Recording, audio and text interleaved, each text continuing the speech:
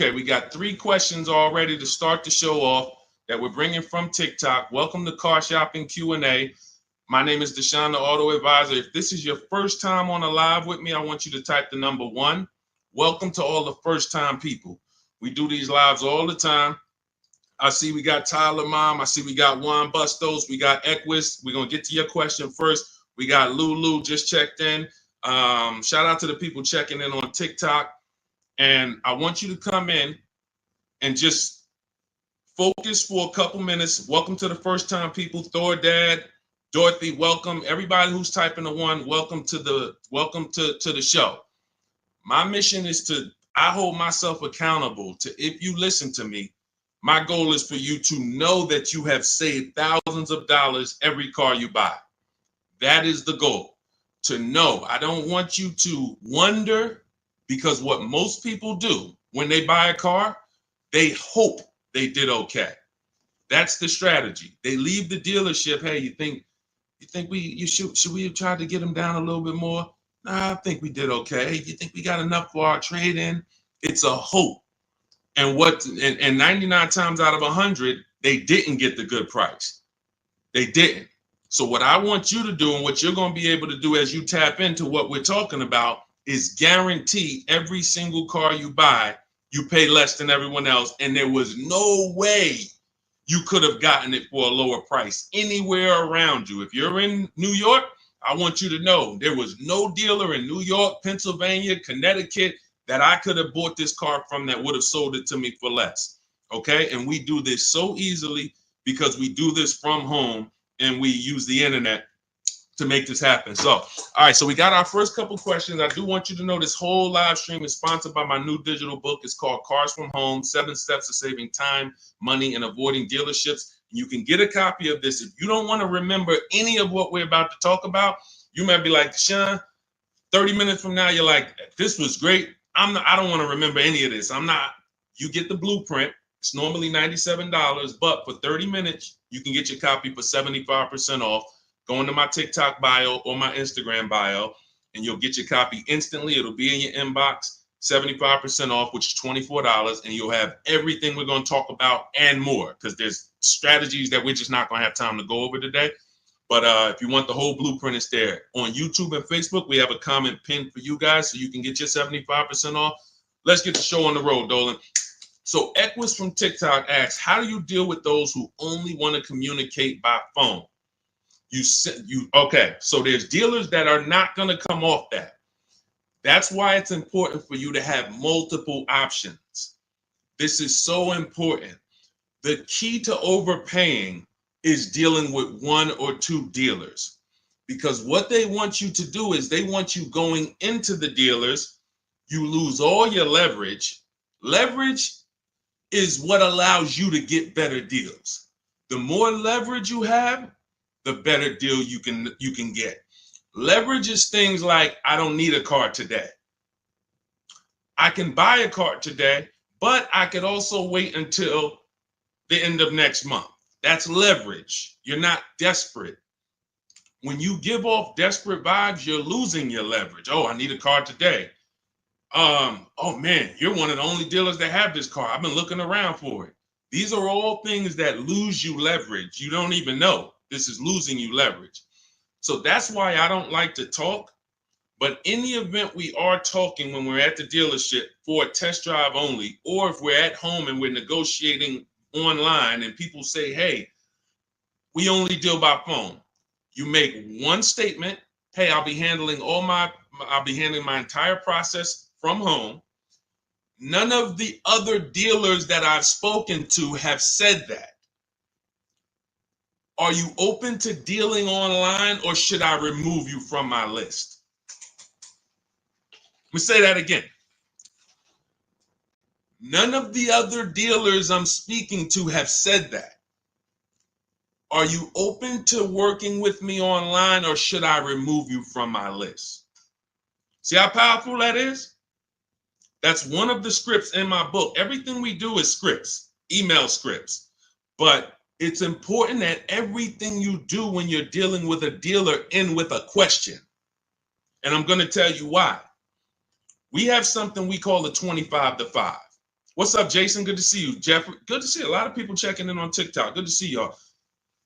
Everything you do must portray to the dealers, I'm not one of these other people that you've convinced you're the only game in town. Once they can convince you they're the only one with the car, they're the only one that has the sale, they're the only one that they got you. So everything we do is to show them, we know that no matter how much I like that blue Genesis GB70, there's probably 100 Genesis dealers in the United States, and there's probably 25 within 200 miles of me. And I'm talking to them too. They're in my inbox too. So don't worry if you're like, yo, how do we call? Yo, no, you don't do all of this by talking. You don't want to be doing all of this by talking. You want to be doing this by email. We go direct to the dealer site. Now, let's preface, let me make this clear.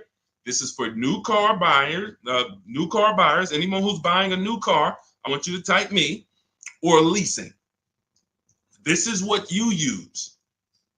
This is what you use. It's a different strategy when we're shopping for pre-owned cars, because we're going on marketplaces. I'm about to shop for a pre-owned car for my dad, and I'm going to show you how easy it is. Document the whole process, how easy it is to get a below market deal on what he wants based on shopping on marketplaces. But when we are dealing with dealers and we're leasing or we're getting a new car, we are reaching out to 25 dealers online. We go right on their website, send them what we want. This is what I'm looking for. This is what I'm looking for. This is what I'm looking for. Copy and paste. Now we have 25 dealers that are, start the competition, y'all. Start the competition. This is how you win, because now who's ever been at a dealer and they're like, well, hey, I'm sorry, I don't have the black one that you want. Good to see you, Kim Burnett, checking in. Jamie, good to see you. Who's been at a dealership and you're like, hey, do y'all have a black one that has the big seats inside? That's what I want. Like, you tell them what you want and they're like, we don't have that. We might be able to get it. Who's heard that before? Who's heard that? Type me if you've heard that. Yeah, and then right, Dorothy, she's like, then they have you sitting for hours. Right, they're trying to find this other replacement vehicle. Wait, do you like this one? What about this one? No, I really wanted the black, and my second choice was the gray. You don't have that either. When you're at home and you're communicating by email with 25 dealers, you give yourself the best shot to have your car. Because now you're not shopping out of 2 dealers' inventory, 1 dealer's inventory. You're shopping out of that 25. So the reason why my strategy in my book is called the 25 to 5, because when we connect with 25 dealers online, we know we're going to get 5 to 7 quotes. And that's the goal. I'm going to cast this wide net. I'm going to get 25 quotes. Now I realize, like Equa said, you're going to get the normal things that you should be using to eliminate dealers. Hey, we only deal by phone. Hey, when can you come in? Hey, we don't provide quotes online. Perfect. None of your competition, none of the other dealers I'm speaking with have said this. Should I remove? Are you open to dealing online, or should I remove you from my list? No one wants to be removed from a list. And here's why every script we have that we use, and I probably in my book, I probably have 20 different scripts based on what they're going to say. And the reason why everyone ends with a question is this. These dealerships have managers that every time they come in to look at what we're a lead, put it like this, anyone in sales knows what that term is, lead, we become a lead. Leads cost money. So when that manager comes to the salesperson and says, hey, why haven't you contacted Marco Sanchez? He said he was looking online. He gave you everything you needed. What's going on? Why haven't you contacted this woman, Shanice Johnson? What's happening? I see she asked you if you were willing to deal online. You just stopped communicating. Now they're the blame. That's the whole thing. So once you know how to, in each script with a question, throw it back to them. First thing we're doing when we're talking to all of these dealers online by email is, do you even have a vehicle I want? See, a lot of times you guys go wrong. You're reaching out to the dealership. Hey, can I get a quote on this vehicle? You're going wrong there. And I'm going to tell you why. As someone who I've floored hundreds and hundreds of leads, being in Mercedes, being in General Motors, I was the one looking at that. You're not giving them what they need. So what we need to do right from the start is, before I even ask you for a quote, before I even tell you anything, do you have a car that matches my interests? That's step one. So once we find out, okay, they have a car. See, because what you're going to find when we connect with 25 online, maybe 10 of them don't even have a car. That's great. 15 do. Out of 15, now let's go to the next step. Request my quote. And the next issue, I see, shout out to the sharers. Everyone who's hitting the share button, we appreciate you. Everyone who, I always want to shout out the sharers. People who send this video to people, hey, yo, you got to watch this. This is because we don't play games over here. So shout out to the sharers. We can't do this without you. Hit the arrow, hit the paper plane. It matters. We appreciate you. So what we're not doing now that we need to is give the dealer what they need to give us a quote. That's partially the problem. We don't realize, again, this is not for used cars. This is strictly my new car buying strategy. This is the same strategy that all of these people I show you in the broadcast have used to get these below market prices. When y'all hear these prices and y'all be like, oh, this is not what I'm paying. I got that same car. I didn't get $15,000 off, $8,000 off, $20,000 off. These are the same tactics that they use. It's a competition. You have to give dealers certain things or they can't give you a quote. You got to give them your zip code. They got to factor in the tax. We need to know what kind of vehicles do you have in the household. That's conquest rebates, loyalty rebates. We need to know what you do for a living. See if you qualify for any incentives there. There's certain things, what credit tier should we assume? So when we say, the reason why I created these templates that you'll have, literally, you get your copy of Cars from Home, it's 5-star rated. You'll have all the templates. But like I said, if you're like, Deshone, I'm writing down everything. I'm going to remember all of this. God bless you. God bless you. I'm going to give you the game. For those of you who don't want to remember it, get your copy of Cars from Home in my TikTok bio, my Instagram bio, the YouTube comments, or the Facebook floating link there.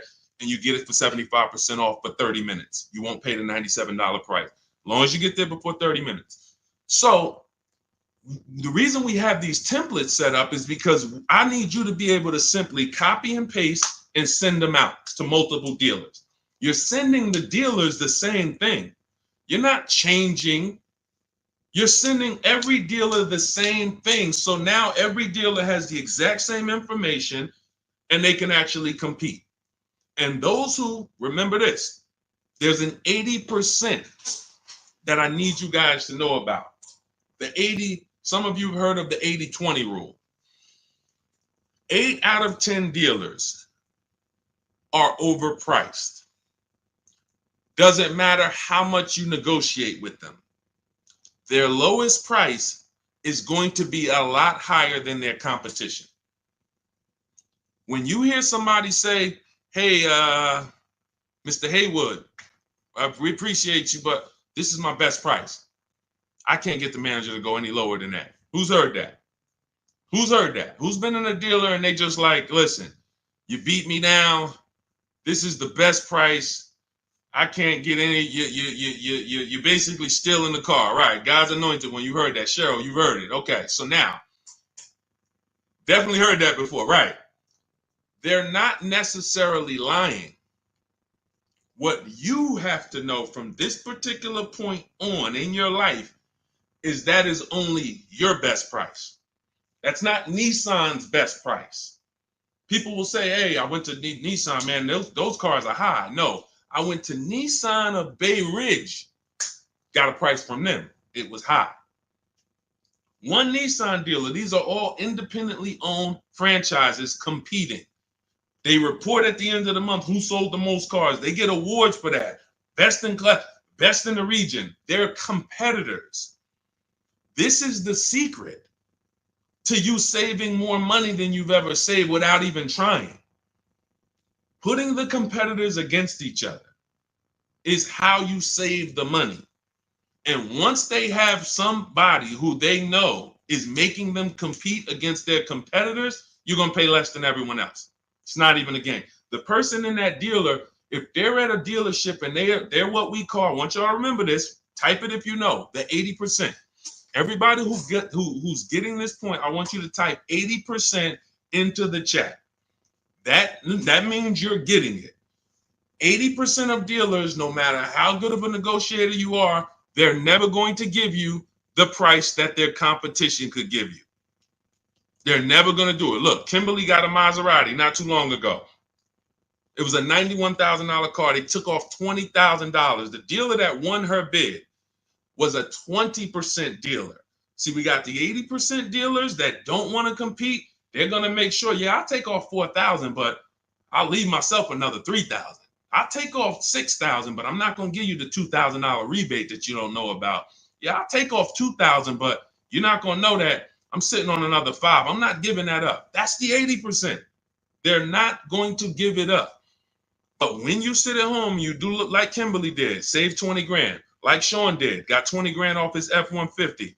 Like we just had, my God, the biggest discount any of my people who follow me ever got that was reported to me was this one. Oh my goodness, she saved almost $30,000. I said, you definitely got the record.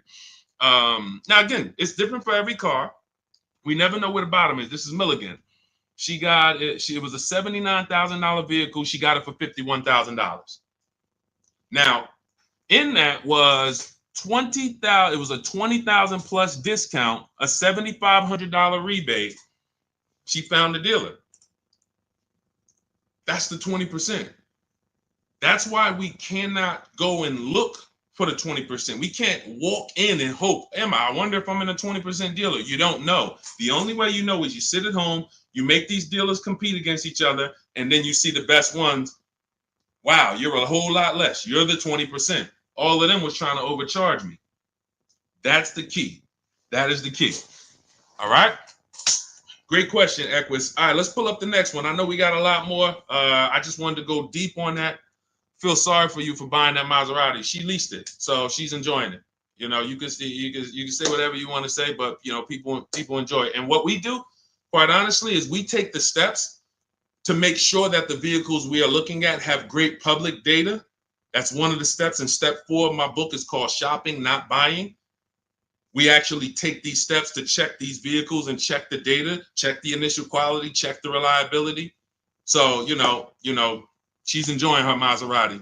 Trust me, every day she's enjoying it. All right, go ahead, Dolan. Okay, KLK, good to see you. 2023 Camry XSE under 30,000 miles. What's a good price?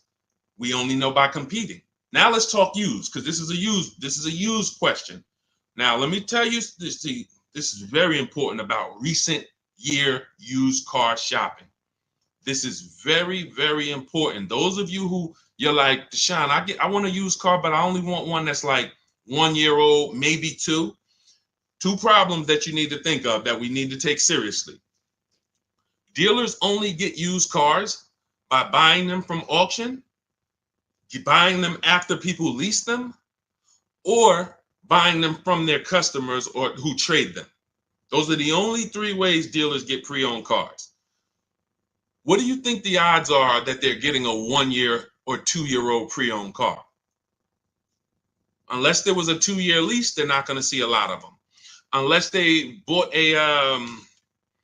unless someone bought the car and said, all right, I don't like it, and came and traded it in 2 years, they're not going to get a lot of them. Problem with that is we don't have pricing to compare it to. See, when we're shopping for a pre-owned car, I'm about to shop for a 2021 Ford Explorer for my father. That's his first choice. I know I have hundreds of vehicles to compare, assess the market, see what the low side of the market is first. When we go in these marketplaces, we need to see what the low side of the market is, where the high side is, and we're targeting the low side. But when we don't have enough vehicles to do that, this is a dangerous zone. Now, let me tell you what could happen. And then I'll tell you what you should do first to make sure you don't get jammed up like this. When you see a vehicle that is okay, let me go back to this big discount example. So you got a big discount. Milligan saves $27,000 off a new Mercedes, right? You guys can see it if you're on Instagram, if you're on YouTube. Even a regular deal where somebody saves $6,000, like Tiffany, she saved $65, almost $7,000. If somebody walks in to buy this vehicle 1 year old, they don't realize that the new market on that vehicle is almost $7,000 off. So they might look at a $44,000 vehicle that was originally $45,000, but today it's a 1 year old one. It has 8,000 miles on it. We're asking $35,000. All right, could you do 34? Because the new ones are 44. The new ones are 44. So maybe I could buy a 1 year old one for like 35. Okay, so all right, I buy it for 35. Problem is, the new market for that vehicle was 37 and change. So for $2,000 more, you could have got a brand new one. Does that make sense? Type locked in if that makes sense. I'm buying a 1 year old version of this vehicle. Sometimes people do this with 2 year old versions. They'll go in and they're like, okay, I see I'm saving $10,000 off a brand new one. I'm saving $12,000 off a brand new one. Well, so I'm gonna get this used one because it's $10,000, $12,000 less. Well, what happens if you could have saved $8,000 off the brand new one? You have to know the market for the new one when you're buying a vehicle that's that recent, that doesn't have a ton of competitors. And let's get even drastically more serious on how we could lose. Somebody like Sean, he gets the F-150. He saves $20,000. Let me pull up Sean's deal. This is and we'll get to the point of what you do to avoid this. But I need you to know how bad this is first. Sean gets a $20,000 discount off a brand new $73,000 F-150 using my shop from home strategies. Same strategies you're going to have in Cars from Home, the book. Get your copy immediately. So he gets this. What happens if somebody pulls up on a 1 year old or 2 year old F-150 Lightning that was originally 73? Now they see a dealer is listing it for 50. That sounds good, right? 2 year old F-150, 50,000. All right, that's got to be a good price. Now they buy a 2 year old one for 50. They think they won. They're driving around. Man, this truck was 73,000 new. I got mine for 50. Didn't realize that the brand new market on a brand new one with the rebates and the biggest discount you can get was 20,000 off. So for 7,000 more, you could have got a brand new one. Never titled, no owner. You're the first owner. But you bought a 2 year old one, you saved $7,000. No, you didn't. You overpaid because when you go to resell that vehicle one day, or when you go to assess it and see what it really worth, you overpaid for it. That's the dangerous part with recent year cars. So the first thing I would tell you to do, KLK, is anyone who's shopping for a 1 or 2 year old pre-owned vehicle, shop the new market first. That's going to tell you if there's any incentives, rebates, anything that will affect the pre-owned market. If they're having trouble moving, anytime you see a $15,000 discount, $10,000, $8,000, that means those vehicles new aren't easy to move. We need some factory incentives, which means that moves over to the, if I could save 10 grand off a new one, how much do I want to save off a pre-owned one? You get what I'm saying? If I could save 10 grand off a new one, how much should I be saving off the pre-owned one? 16? How much should I be saving? So this is only for you guys who are shopping recent. If you're going 3 years and 4 years back, you don't have to worry about this because you'll have enough vehicles, enough choices to comparatively shop. But those of you who are shopping 1 or 2 year old, you must shop the new market first. let that be the indicator of how much discount I should be getting off of a 1 or 2 year old. Okay? All of the strategies for shopping new, pre-owned, leases, all in my book, step by step. It's called Cars from Home, 7 Steps of Saving Time, Money, and Avoiding Dealership. We're already 5-star rated. Thank you to everyone who's rated it, reviewed it, wrote about how you used it. We appreciate you helping us get this out. Everyone, you can get your copy for 75% off. For the next 30 minutes, you'll have everything we're talking about in this stream, step by step. It'll be in your inbox in 5 minutes. Okay, just make sure when you get your copy, though, you do screenshot the thank you page. It has the support email on there. Just in case you type your email wrong, you can reach out to my support team. Make sure you get your book. There's also the link to open your book as soon as you buy it. So as soon as you buy it, you'll see, click below to open the book. And it's 75% off as long as you get there before the 30 minutes is up. So TikTok bio, Instagram bio, take the time. You come back to the stream after, go get your book. YouTube, we have a comment for you in the pinned comment. And then Facebook, you'll see a floating link for you guys. Get your 75% off. All right, Dolan, next question. So Carolyn, do you trust Consumer Reports Buying Guide annual car reports? That's a great question. Not necessarily. We don't know who's paying for what. We don't know when it comes to these third-party resources. We like to say in a perfect world, Consumer Reports is taking the issues that people report and they're actually just publishing them. But when I see people that charge for this types of information, it makes me a little leery because that should be public information. But that's okay. They got a business to run. Understandable. But unless it is direct from the all right, let's say 100,000 people buy a Honda Civic today. I mean, this year. Anyone who has an issue, it should be reported. Consumer Reports should know about it. So if you're driving a Honda Civic and you see a strange light come on, you should be able to know that 10,000 other owners reported that same strange light. This is not usually how it works. So what I do, Carolyn, is I have a process. This is in step 4 of my process. We call this shopping, not buying. You are spending way too much time getting your car and not enough time researching your car. Who's known somebody, be honest, who ends up with a car and the thing is in the shop almost every other month? Every time you see them. Type ouch if that was you. If it's you, be like, man, if you've ever had a car and it was like every 3 months, like there's another light on. Now I got to take it to the shop. Now they're saying we need this. Now the electrical system is going. All of this, just if that's you, type ouch. If you know somebody like that, just type me. So these are the steps we take. And I appreciate the people being honest. That's how we unlearn here. Look, I'm the bad news first person, y'all. If y'all don't know that about me by now, if this is your first stream with me, you definitely don't know that.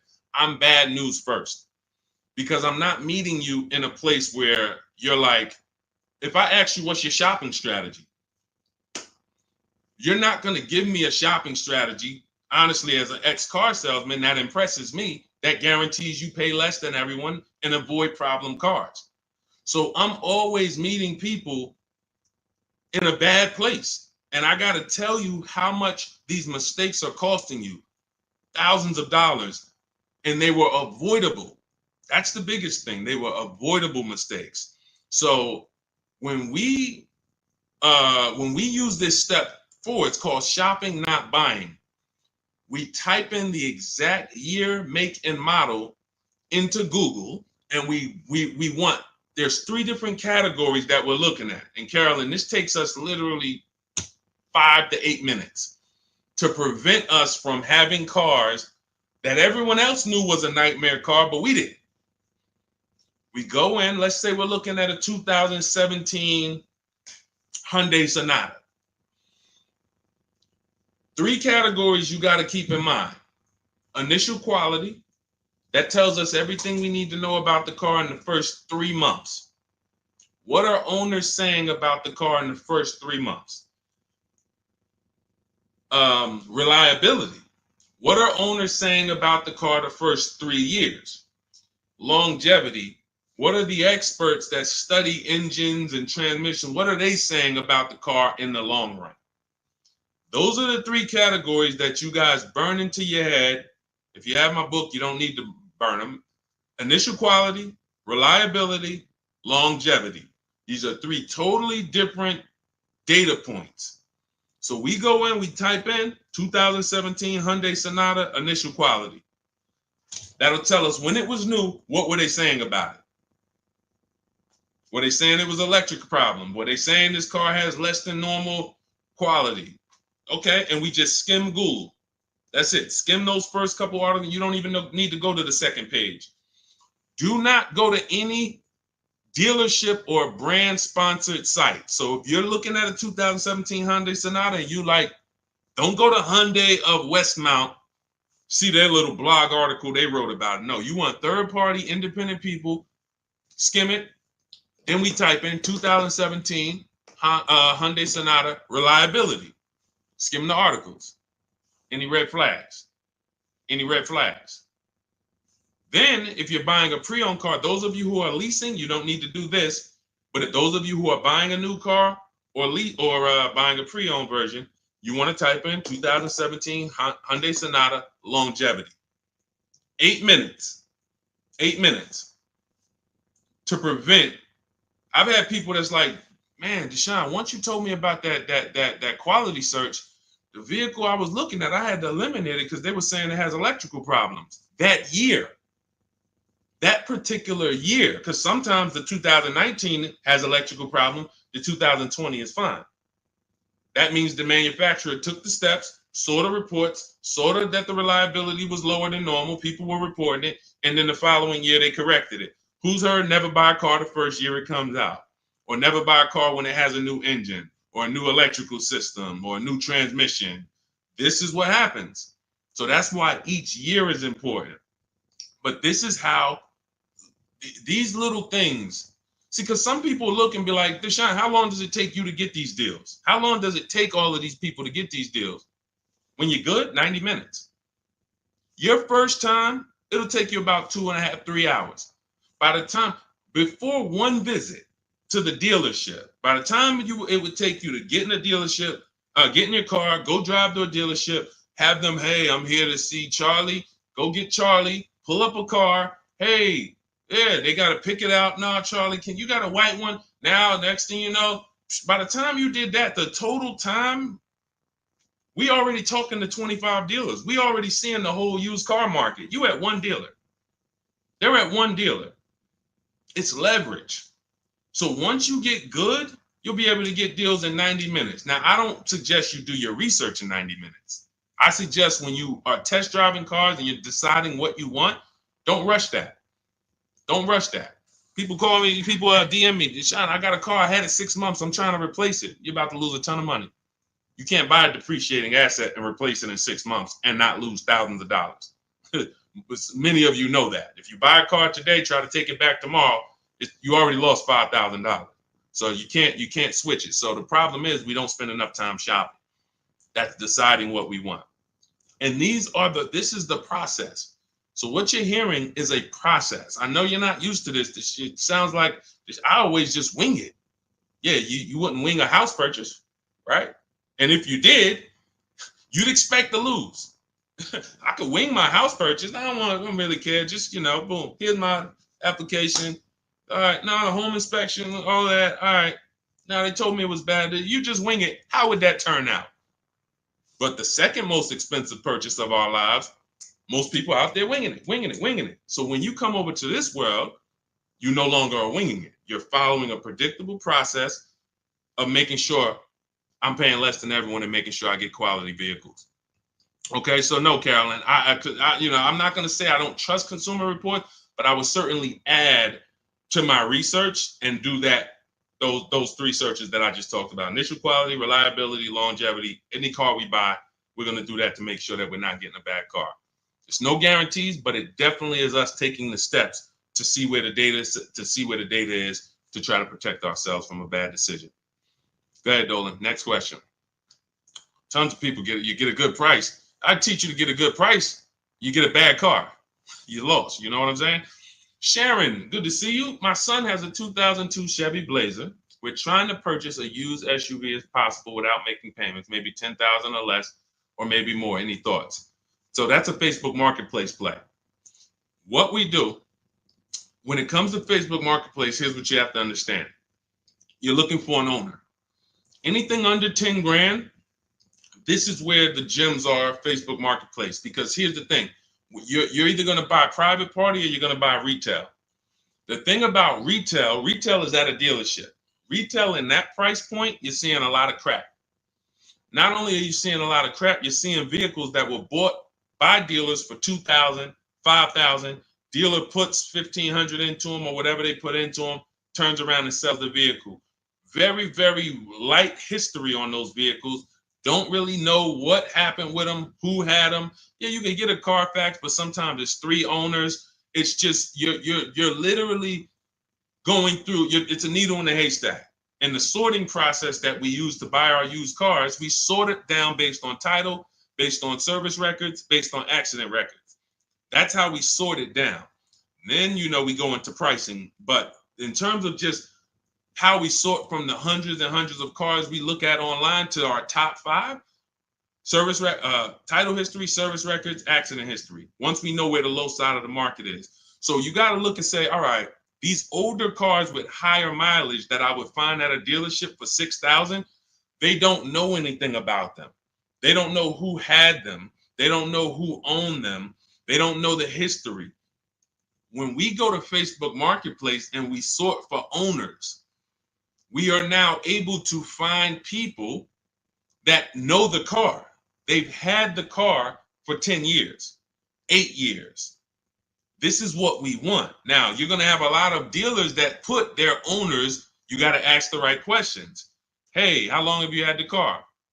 When you start hearing, and some of them have certain voices where it's a dealer. Man, I know you're a dealer. Like, we don't buy from them because all they did was go to the auction, pick up a car, and now they're trying to flip it.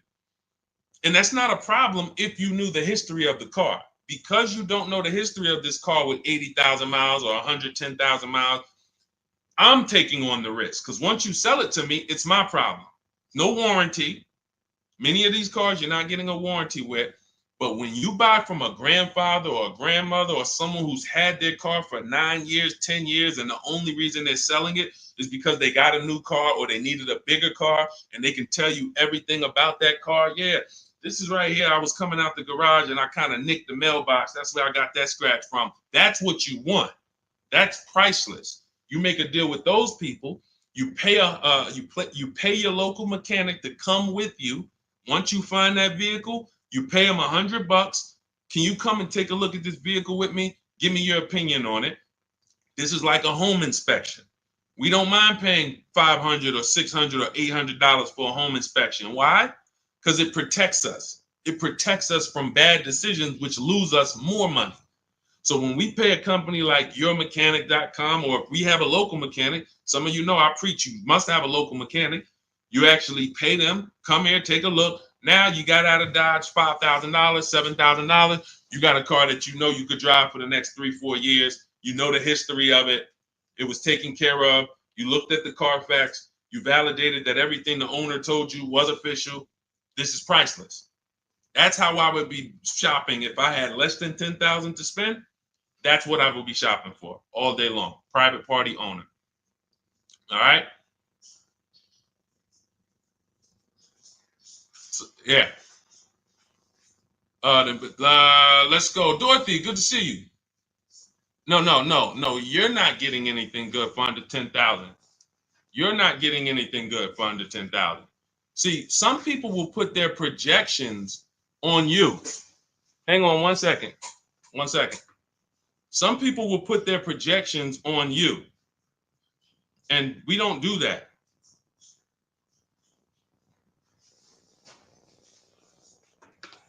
Hang on 1 second, y'all.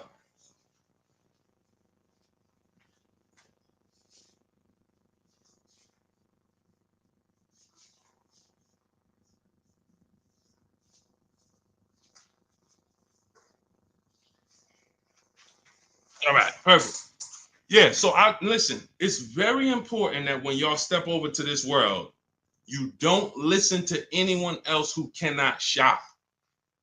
It is extremely important. We are in our own bubble over here. Those of you, look, if you're on YouTube, just the fact we can post deals. You see people posting their numbers. Everyone posts their cars. These are people in my private group.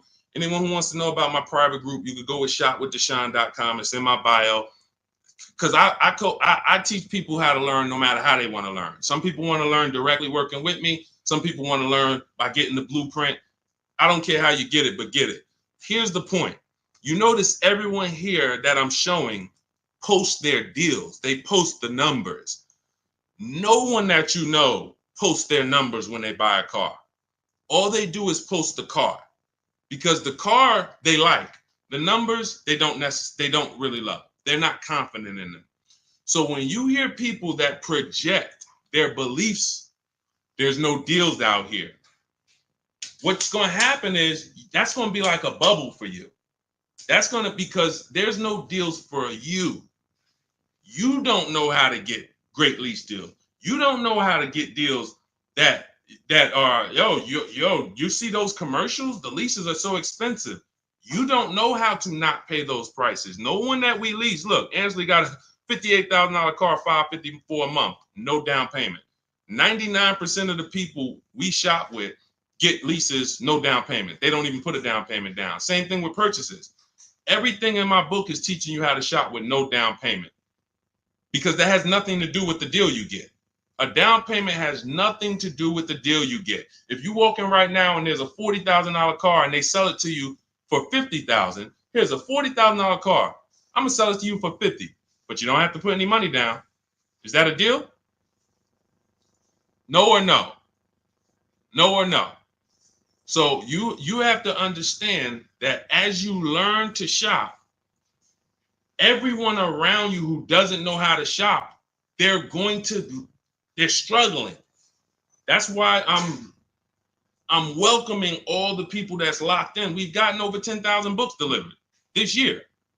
That's 10,000 people that have a blueprint for how to pay less than everyone else. But 60 million people a year buy cars. So we realize. So what I want you to understand is, anytime you're moving with these cars, you're going to see just blood around you. You're going to see people who, my God, I can't believe this. They would never show you their contracts. Look at your car. Oh, I see you got a new car. Hey, how much you paying for that? And listen, I don't want to talk about that. They don't want to talk about that.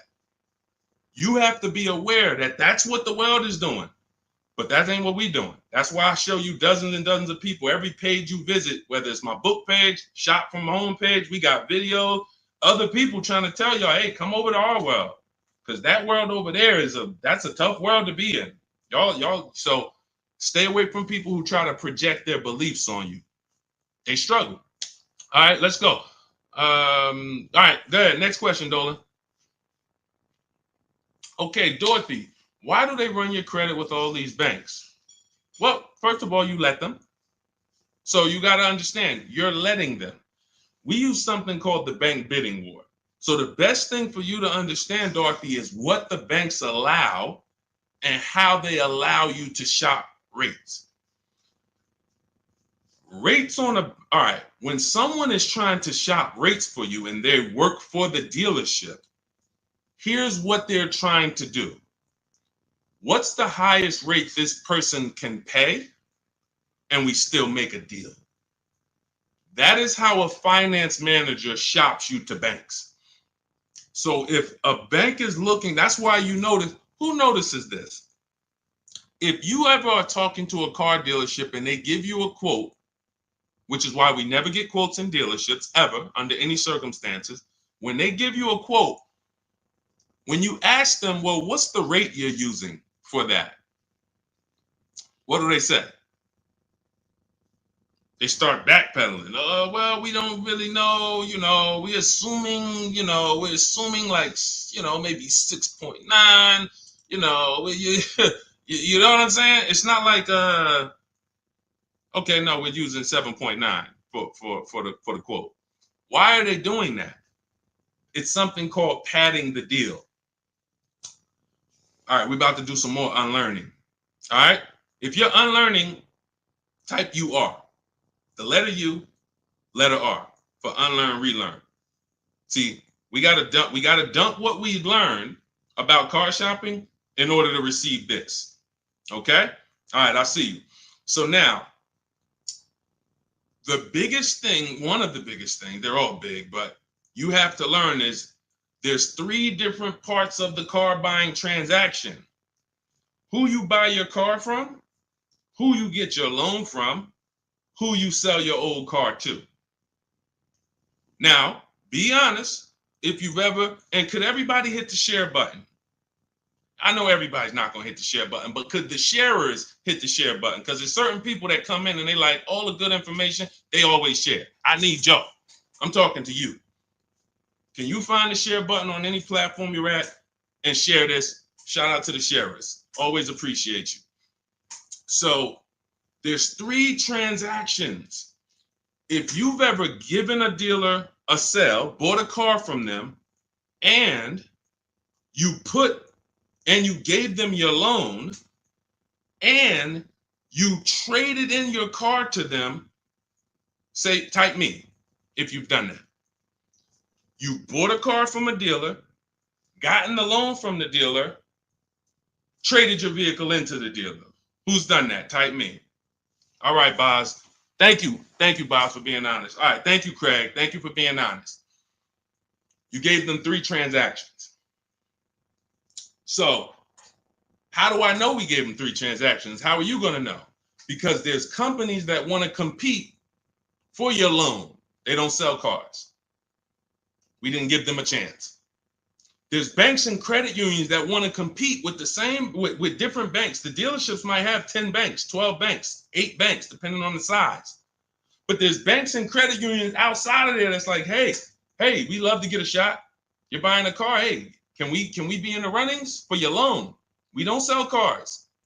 We sell money because there's big money in the money business. So now we didn't give them a chance. So that means the person who was trying to sell me the loan, we let them make the decision for us. We didn't shop on the open market. Now, second transaction, there's people that want to buy your cars. There's companies, I list 6 of them in my book: CarMax, Driveway, Carvana, Kelly's Blue Book Instant Cash Offer connects you with a local dealership to get a bid. AutoNation connects you with a local dealership to get a bid.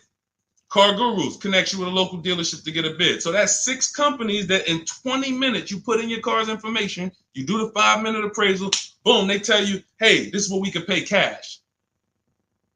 They don't care if you buy something. They're not trying to sell you anything. They want to buy your vehicle. We didn't give them a chance. We got 1 offer from the same dealership we bought a car from. 3 transactions. So part of maximizing all the money we save is being able to bid out each one of the transactions. I'm going to say that again. Part of making sure you get all the money due to you in a car transaction is I'm bidding out each part of these transactions. Type, like, I don't know. Type $signs if you understand that how powerful this principle is.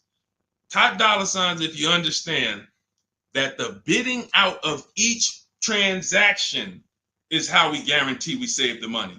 See, what the dealers want, what the car salespeople want, who they want to play with all of that money. Give me all the money. Craig, come on in. All right, listen, you want to buy this car? All right, let's take a look. Listen, don't worry about the numbers. We're going to work the numbers out. Now, you got to trade in too?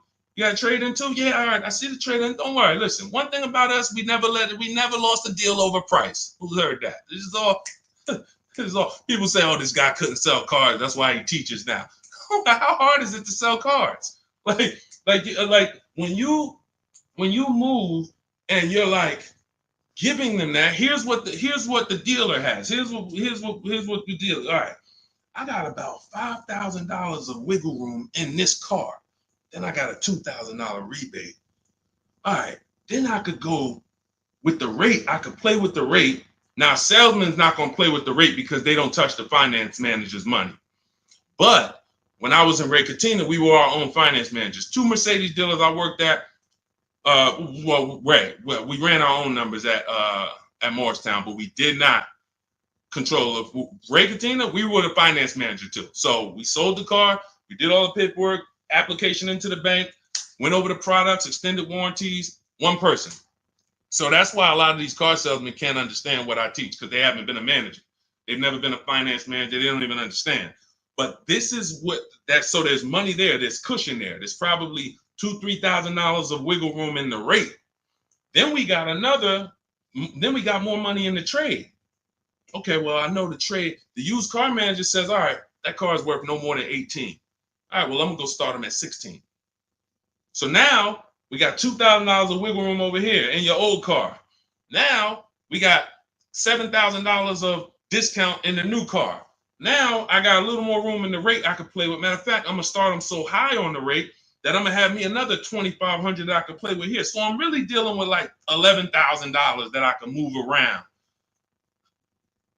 If you get this, say, well, I see the dollar sign. I see the dollar signs. Like, people getting this. That's why, see, there's several things that car dealers don't want you to do. The biggest thing is keep doing what you've been doing. The biggest thing that car dealers want you to keep doing is just do what you've been doing. Don't change nothing. Don't change nothing. Negotiate a little harder. You feel a little better. That's what they want.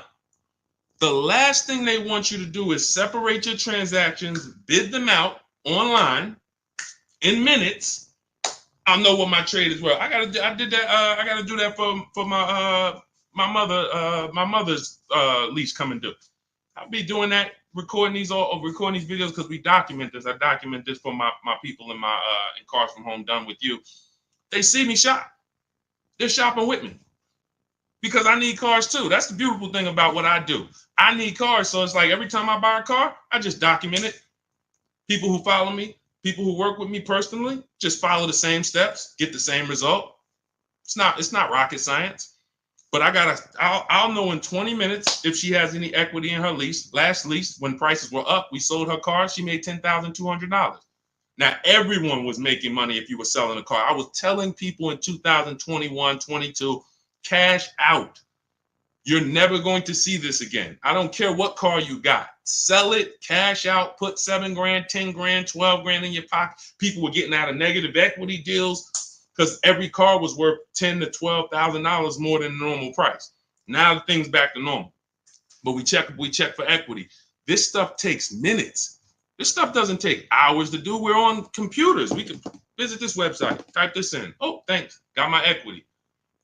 That's what dealers don't want you doing. Separating your transactions, bidding them out online, letting multiple people compete for your business. They can't stop it. There's nothing they could do. That is literally the car salesman's kryptonite. I used to do a masterclass, and I would talk about the 2 fears of every car salesman. And I don't care, the best car salesman in the world. I mean, I've sat next to people who make, there's some of the best in the world. Some of the people I've sat down with at Ray Katina, when I worked there, was Yankee Stadium. Guys making $300,000 a year, $350,000, the consummate professionals. Kryptonite was customer won't come into the dealership. Customer makes us shop competitors, makes us compete against competitors. That's all my book teaches you to do. Not going to the dealership unless you're test driving, make them compete. Exploits the 2 fears of every car salesman for your benefit. That's it. So all of this is in my book. 7, it's called Cars from Home, 7 Steps to Saving Time, Money, and Avoiding Dealerships. That is literally the name. Cars from Home, 7 Steps to Saving Time, Money, and Avoiding Dealerships. And you can get your copy for 75% off. You won't pay the normal $97 price. It's in my TikTok bio. But you only got 30 minutes. If you visited that site and the timer's down, if it's 2 minutes, once it goes to 0, it's $97. And it's still worth every penny. Go read those reviews on Goodreads. You won't read those reviews and not be like, oh yeah, this book is definitely worth $97. Go hear from your peers. You heard from me. You know, we'll be on here for another couple minutes. I want to answer a couple more questions for sure. But go hear from your peers. Go hear from the people who was like you on a live, met me on a live. Go hear from them. We got them everywhere. We post them everywhere. All right. But yeah, on YouTube, we have a comment pinned for you. If you're on YouTube, you can get your 75% off in the pinned comment. And Facebook, we have a link floating for you guys to get your 75% off. All right. Make sure as soon as you get your book, you screenshot the thank you page. It has the support team's email on there, just in case you type your email wrong. You're doing fast, trying to get back to the broadcast, and then you type your email wrong. Make sure you have the support team's email so they can get you your book. All right. Go ahead, Dolan. Pull the next question in.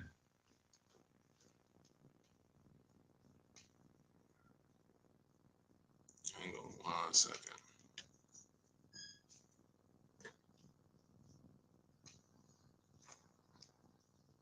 All right. Can we pay you to do all of this for it? No, I'm going to tell you why.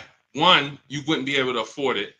It would only be for the wealthy, because a person who's buying a car who appreciates their time is going to pay me and my team $700 to $1,000 to make sure they get a below market deal and show them what the whole market was and shop all of these dealers for them. But they don't realize they're paying for a process that takes us 90 minutes.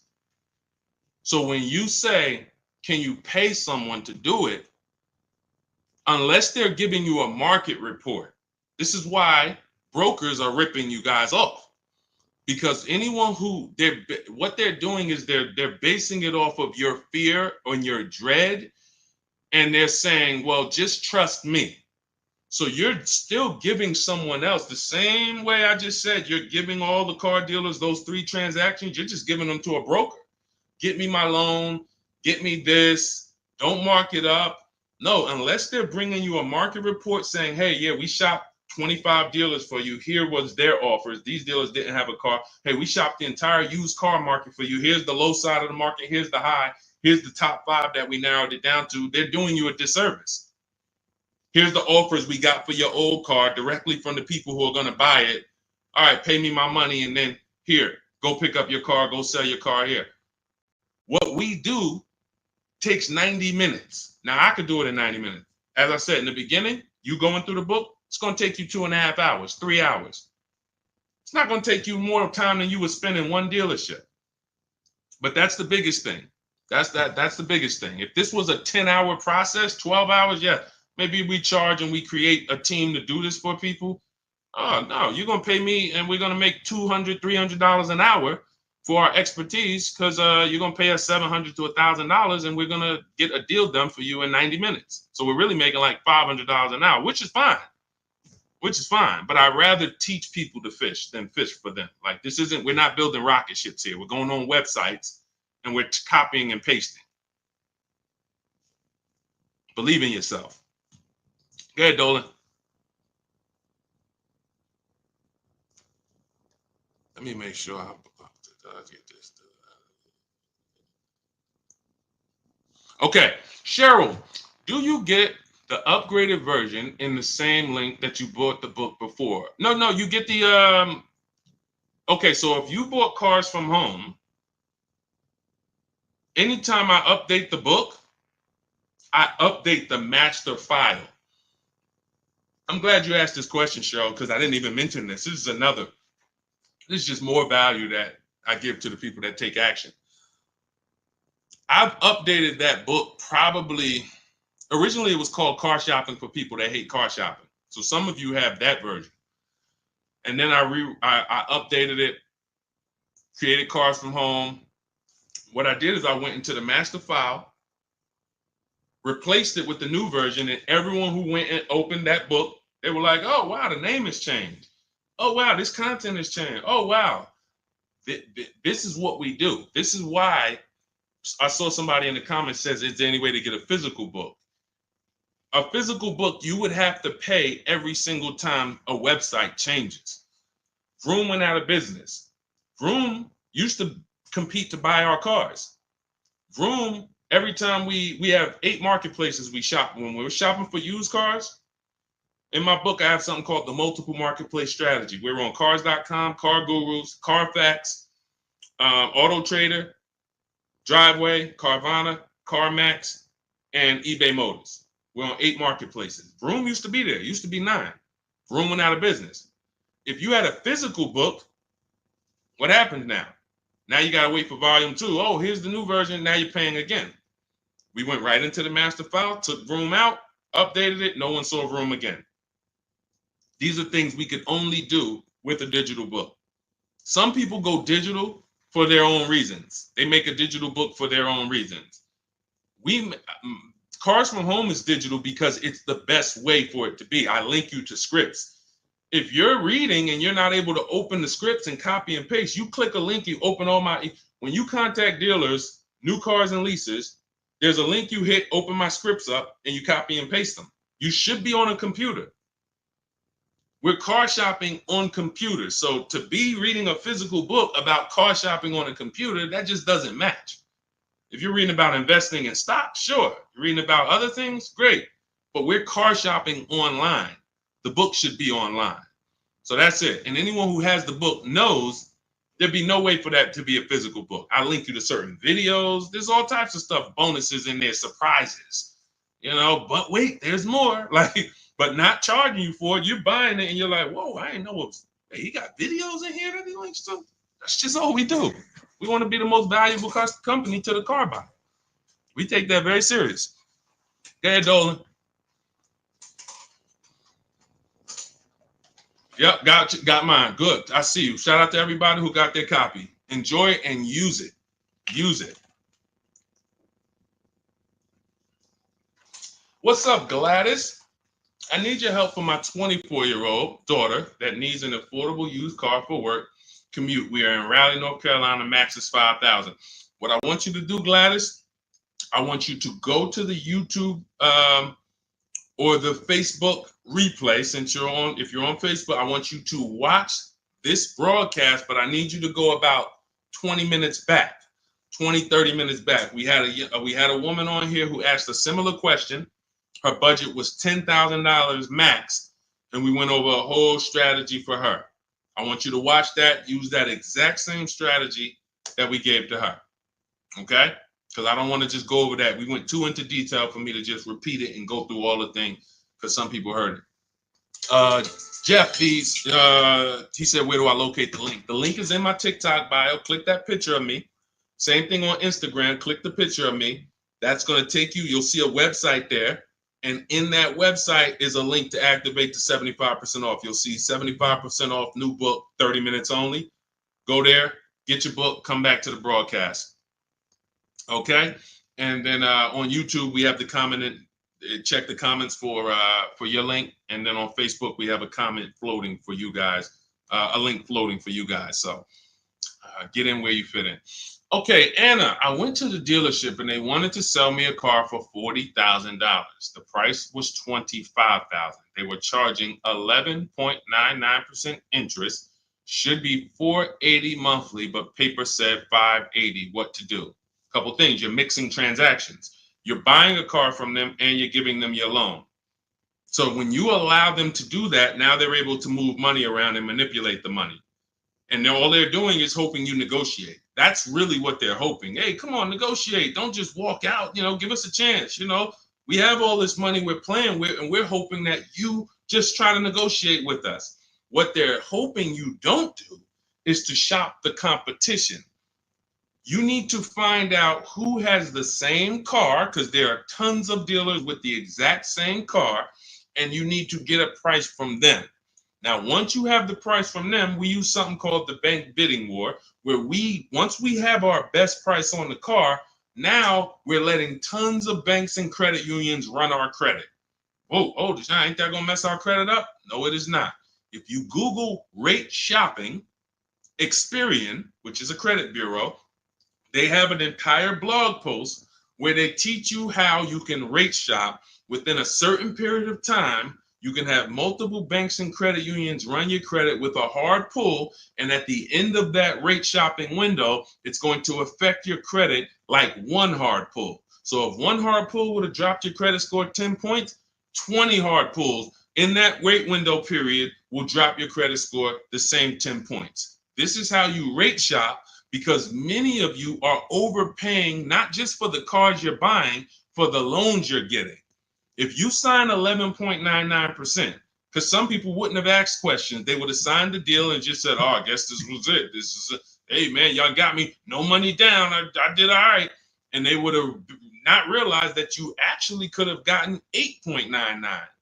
From 11.99 to 8.99 is literally, depending on the loan, $40,000 loan, that could be $2,000. So we're not taking rate shopping as seriously as we're taking car shopping. So what I'm doing it from you, Anna, is I'm making sure I find every duplicate car out there, like the one that you're looking at, and I'm calling before I go. Because you also could have run into a dealership that listed one price online. Who's had this happen before? You see one price online, you get to the dealership, and they're like, okay, but we got a $2,000 prep fee. We got this this maintenance plan is mandatory. We added low jack in here, and then we have an internet fee that you have to pay that, or we can't do business. So you're like, wait, how the heck was the car 25? Who's had that happen? The car said 25. Now the bottom line is this, not just from the rate. So I made a video about that. It was about Atlantic Chevy. They had a vehicle on there that I called them, and they let me know they had no intention to sell the car to me at the price that was online. They were hoping, knowing, not even hoping, they know we're going to get so many people coming to this dealership from this price. We're going to sell some sucker who won't negotiate with us and who'll just be like, all right, man, I'm here already. Let me just get it over with. How much more is it? All right, what's the payment? You lost, bro. They just banged you over the head. They just extorted you, literally, and you signed a deal.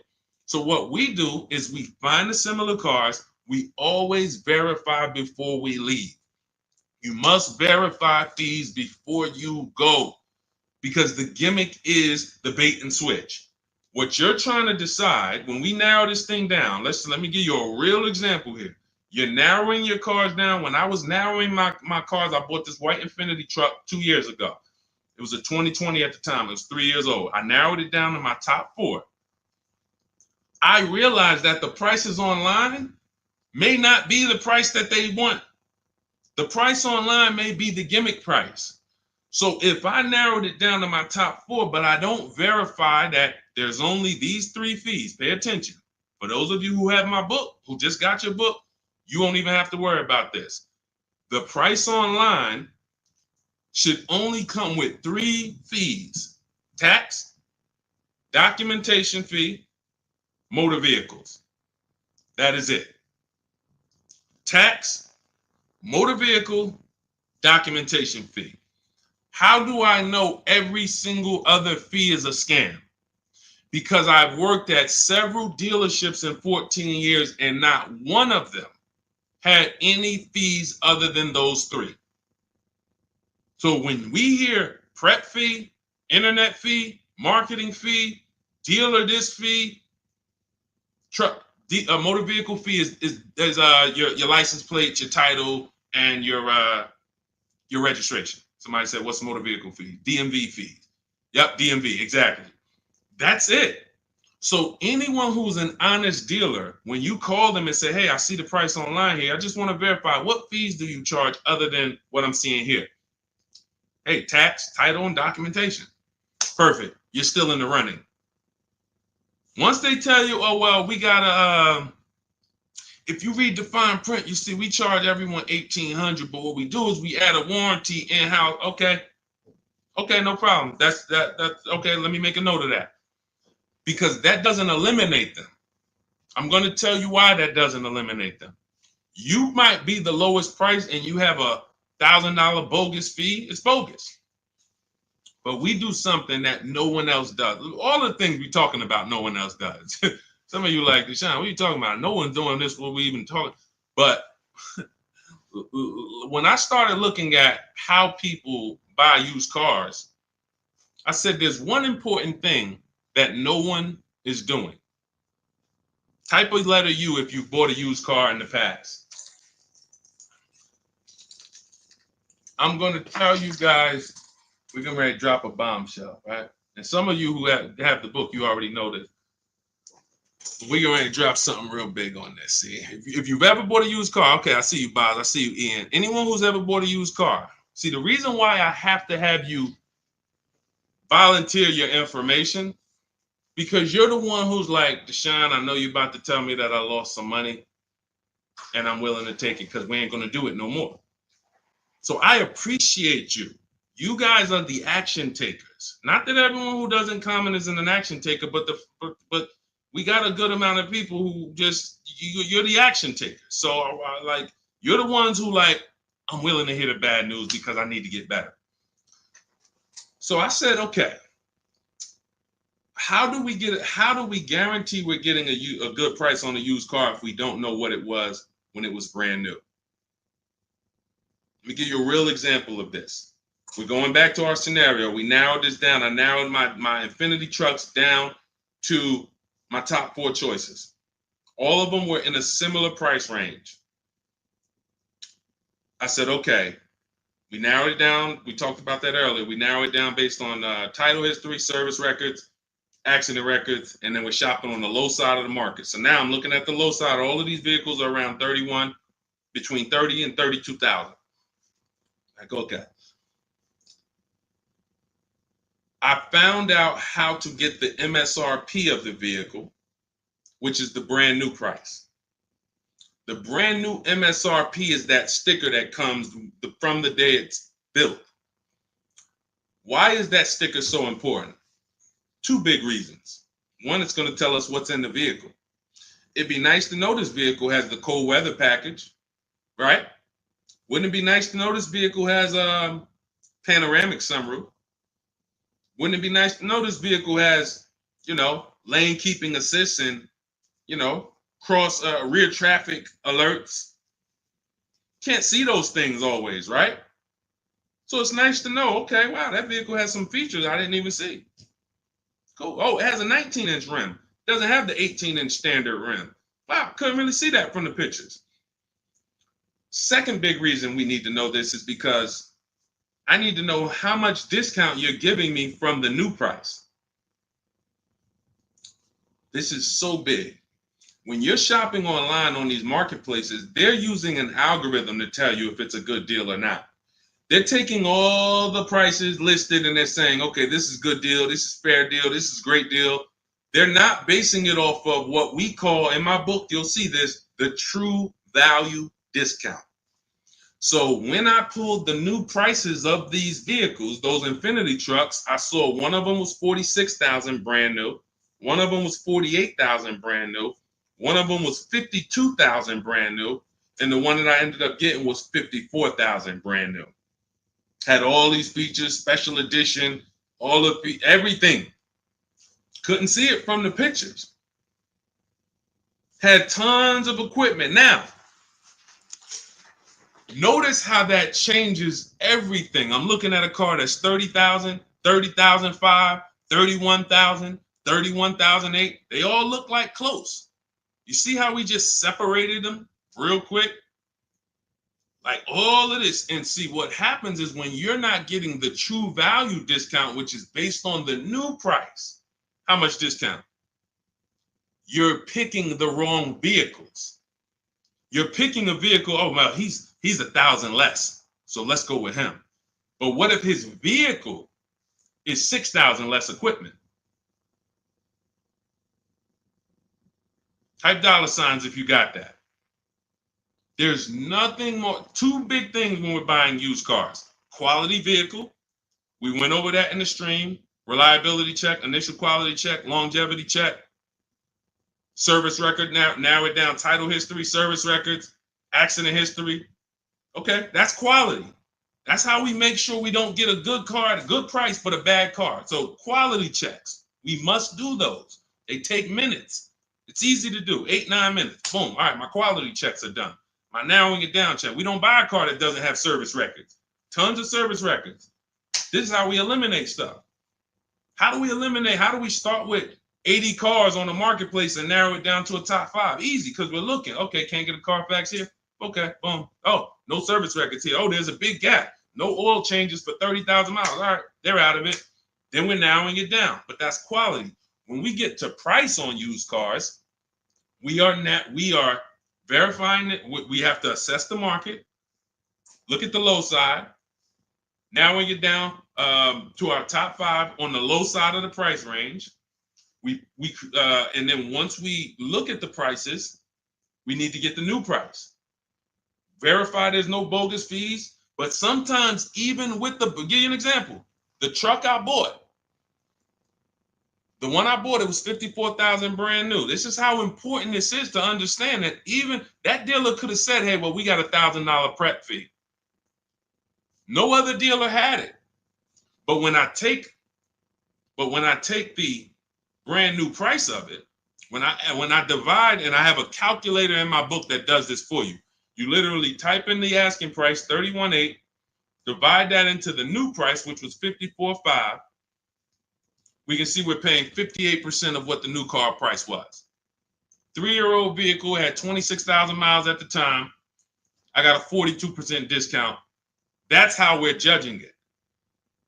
That's how we're judging it. See, because all the other Infiniti trucks, if I'd have took the one that was 30, let's say I took the one that was 46,000 brand new, divided that into 50, into their asking price, let's say it was 30.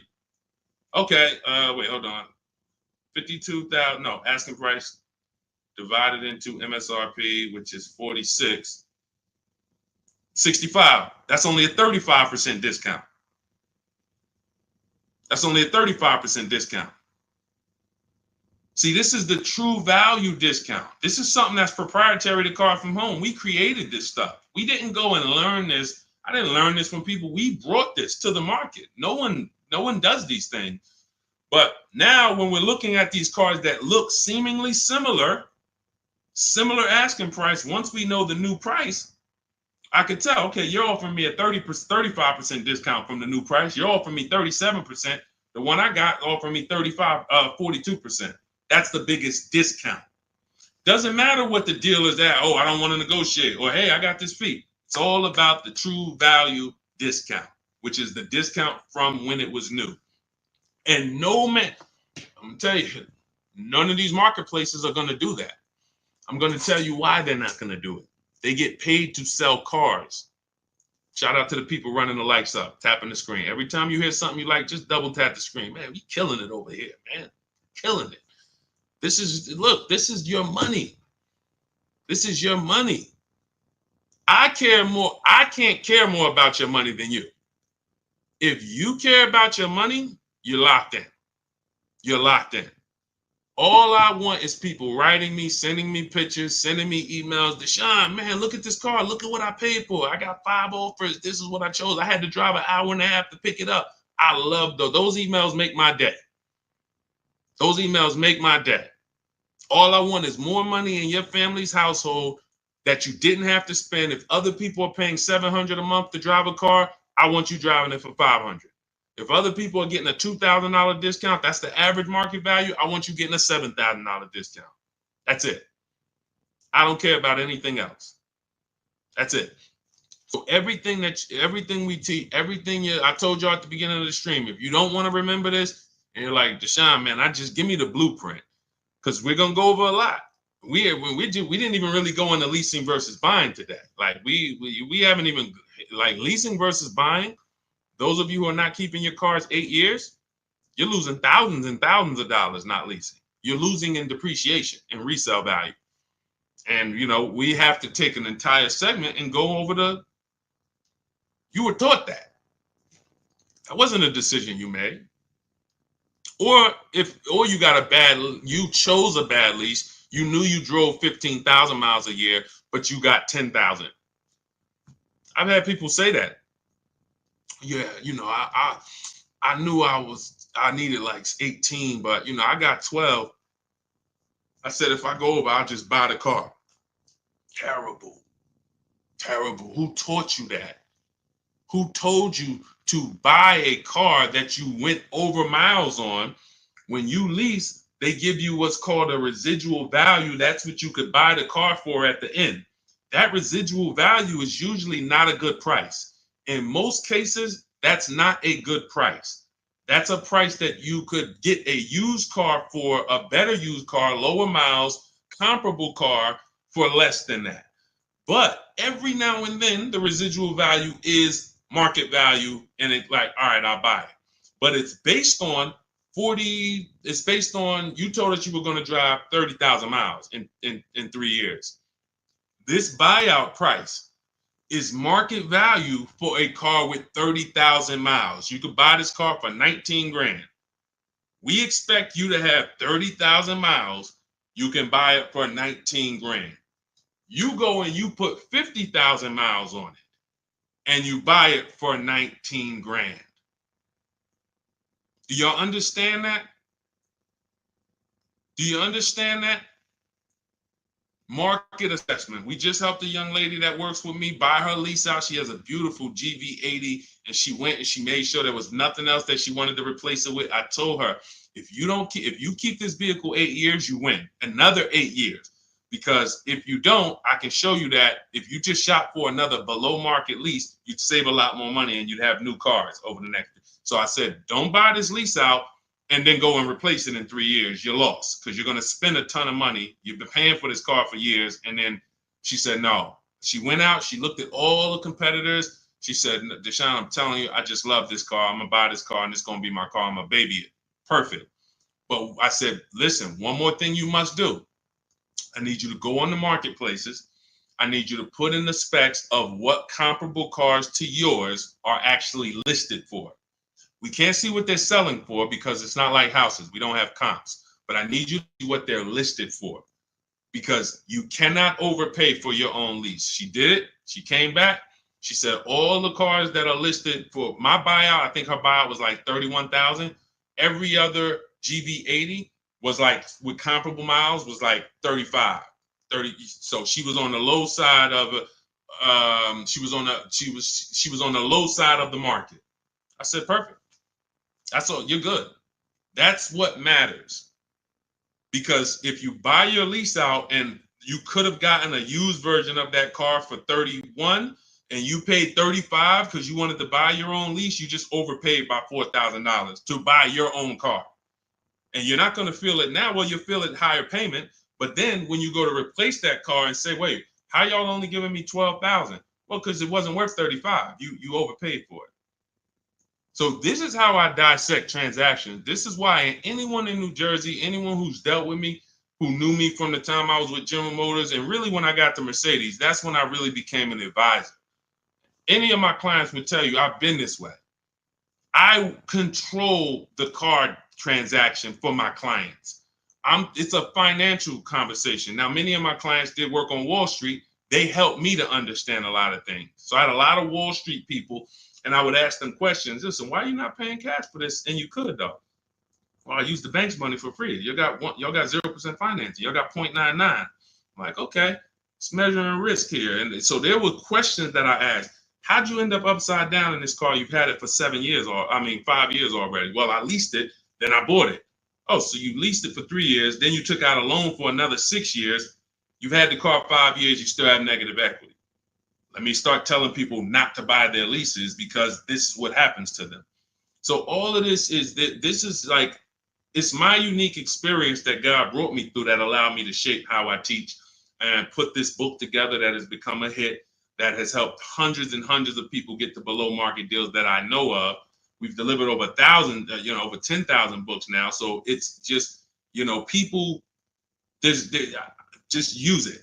That's all I say. So get your copy for 75% off in my TikTok bio, in my Instagram bio.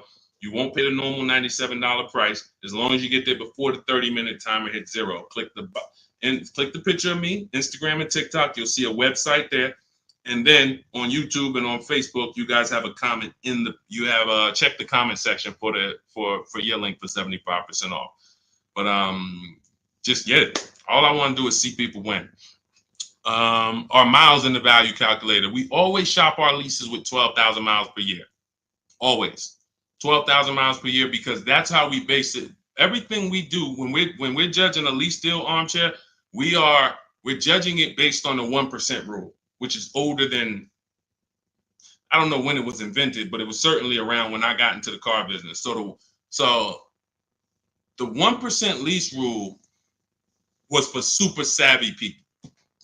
Lease people who just like, if you can get a lease payment, no money down, that's 1% of the MSRP or less, you stole the car. Now, some people might say, oh, Deshone, that sounds pretty crazy. Well, we do this all day long. Ansley, $554 a month, vehicles $58,000. You divide the monthly payment into the MSRP, and you can see. Zafrina, $579 a month, MSRP was $65,950. That's a 0.88% lease. No money down. You cannot buy your way to a 1% lease. You can't say I used to get people that would DM me, yeah, Deshone, you know, I'm at like 1.1 and all I put down was my taxes. No, you're not. You're not at 1.1. No money down. Your first month's payment only. My first month's lease payment is all we're factoring in when we're getting these offers. First month's lease payment divided into the MSRP, 12,000 miles per year. Shopping my best offers. That's how you judge a 1% lease deal. Teddy, $73,000 BMW, $856 a month. That's a 1.16% lease deal. So all of these are, let's see. Okay, that's a Honda. Okay. Now, how does you don't get to a 1% deal by just negotiating? You need a great lease program. So we have a formula for overpaying for a lease. Overpaying for a lease is over 1.5%. You're paying too much money for a vehicle that you're giving back. Too much money. When you add up all the payments, oh yeah, absolutely. We lease with no money down. That's all we do, Antonio. When you add up all the payments, you'll see I paid $24,000 over 3 years for a vehicle that MSRP was 40. I paid like 65% of the vehicle in 3 years. You overpaid for the lease. So that's why one of the reasons Dave Ramsey doesn't understand leases, because he probably looks at commercials and says, wow, you're paying all that. You're paying more than the natural depreciation of the vehicle. Yeah, at those numbers, you are. That's why we don't judge those deals. So yeah, we're doing everything we're shopping off of is based on the 1% rule. Which is a steal. Anything under 1%, you stole the vehicle. Like great value, but you need a great lease program to get there and big discounts. So we're going to using our process, using what you'll learn in the book, using what you learned in this stream, you can get multiple offers and get big discounts. But if they don't have a lease program that has a good residual, a good money factor, rebates, then you're going to fall somewhere in between 1.2, 1.5. The closer to 1.5 after you get all your offers, you must get 5 offers. You can't walk into an 80% dealer and they give you a 1.5% lease and you're like, well, I guess this is the best. No, once we get 5 offers, we can see, okay, clearly this best offer is 1.4. But we have other higher offers, 1.6, 1.7. So when you get your offers the right way, it's going to shock you how these dealers been ripping you off, because you're going to see these same dealers you've been buying from, their offers are going to be $100 more a month than these other offers, $200 more a month, $300 more per month. That's okay. 80%, let the 80% be who they are. Don't try to change them. Focus on the 20%. But now, if your best offers is 1.4, then that means the lease program is not that aggressive. It's decent. It's decent. Because anything under 1.5, good value. No money down. But when you're talking about 1.1, 0.88, these are vehicles that have big rebates, great residual values, lots of support from the manufacturer to move these vehicles, and you're getting a big discount from whoever the winning dealer was, the 20% dealer. That's the big difference. So that's how we judge leases. That's how we judge leases. But we shop with 12, and then let's say we drive 18,000 miles or 25,000 miles. We always shop our offers with 12, and then once we identify the winning dealer, that's who we adjust. We say, hey, okay, can you show me what it would be for 25,000 miles per year instead of the 12? 18,000 instead of the 12. That's what Jen did. Because some people are losing pennies. They're losing pennies. They're losing dollars to try to save pennies. Jen, she drove 18,000 miles per year. She shopped a Honda CRV hybrid, very hot vehicle. This vehicle's been very hot since the pandemic. $39,000 vehicle. She shopped her best offer. She got $512 a month, no money down, which was a 1.3% lease. $39,000. So she drives 18,000 miles. She adjusted it to 18,000. The price went from $512 to $563. She can drive as much as she wants, enjoy her lease, not have to worry about foolish penalties that would have been her fault. That's what I say. If you didn't get enough lease mileage, it was your fault. To save $40, you got a lease that's going to penalize you for the mileage you drove for no reason. That just does it. These are very bad decisions when people get leases, getting less miles than they actually need. So literally, she went from 512, 18,000 miles up to 563. She's driving, and it's just, this is how you want to structure your leases so that you enjoy your leases. And we have people who lease 25,000 miles a year. There's leases that go up to 30,000 miles per year. The key is, if you're not keeping your cars 8 years, you should be leasing. It's not even a question. These pennies, people are paying cents on the dollar to drive new cars. A $500 payment on a used car, that's a $25,000 car. You can't compare that to driving $40,000 cars for the same payments and all of that. Oh, we just can't. All right. So I think we went deep today. Shout out to everyone who checked in. If you just jumped on, you missed a good show. We got the replay on Facebook. We got the replay on YouTube. But everything we learned today is out of my new digital book.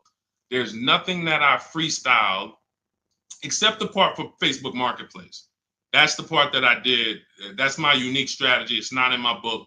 When we're buying private cars, we put that to the side, that buying from an owner. But everything else is out of the new digital book, Cars from Home, 7 Steps to Saving Time, Money, and Avoiding Dealership. That's going to teach you how to get below market leases, below market purchases, below market used cars, every high mileage driving technique that you need to take into account. And you do it from home. The bank bidding war, making banks bid for your business, doing it the right way, all 3 rounds. All of that is done from home, 90 minutes, 2 hours. You're going to have people fighting for your business. It's hard not to save money when tons of people are fighting for your business versus you going into a dealer and begging, fighting. Come on, take another $1,000 off. Come on. So you can get your copy for 75% off. It's normally $97. And it's worth every penny of $97. It will say this will be the most, I'd say top 3 most valuable books you've ever bought. Guaranteed. I don't care what other books I got a lot of books in my library. I cannot tell you a lot of them that have made me money and saved me money. Couple. Tony Robbins' book on money. Yeah. All these other books, yeah, they've helped me in other ways, but I can't tell you that I'm richer or I have more money in my bank account because of them. This will be one that will save you more money than, it'll be in your top 3. So get your copy in my TikTok bio. If you're on Instagram, click the picture of me, click the link in my Instagram bio. If you're on Facebook, click the link in the comment section. If you're on YouTube, click the link in the comment section. Get your 75% off. Get there before the 30-minute timer runs out. And make sure you send me your success stories. Every time you get your cars, I want to hear about it. DM me. I love to see people winning when it comes to these strategies. And I say armchair, I already got it. Shout out to you. Use it, win, share it with family. I don't care. I'm not even off that. 60 million people buy cars. We got 10,000 books in the market. Like, if you could share it, I don't care. I'm not on don't share the book. Look, at the end of the day, they don't know me. One day we'll have software out and people will know Cars from Home, and then everyone will use it and it'll be software that everyone can use. But for now, we got to save our people. People are getting once you get your first car using Cars from Home, if anyone even shows you what they're paying, if you're willing to look at your neighbor's deal and say, oh man, you're going to be like me. You're going to be like me. You're going to not want to tell them because you don't want to make somebody feel bad, but you're going to be like, well, next time, just use this book, man. I'm going to send you this link. This guy, he created this whole thing. He used to be in the car business. Just use this next time. Just use this. It's blood. It's blood in the street out here, man. Car dealers making more money than they've ever made. And all they want you to do is just keep shopping the same way. Don't unlearn that. So that's why a huge part of what we do over here is you got to unlearn. You got to unlearn. If you're not willing to let go of what you've been programmed to do, you can't win. But if you're willing to unlearn that was the way they programmed you to shop because it was for their benefit. Once you unlearn that, oh, we could win all day. We'll be winning for the rest of our lives with cars. All right. So shout out to the new followers. Shout out to everybody. Could everyone hit the like button before you jump off? It does matter for the algorithm, so more people can find the replays. Just hit that like button.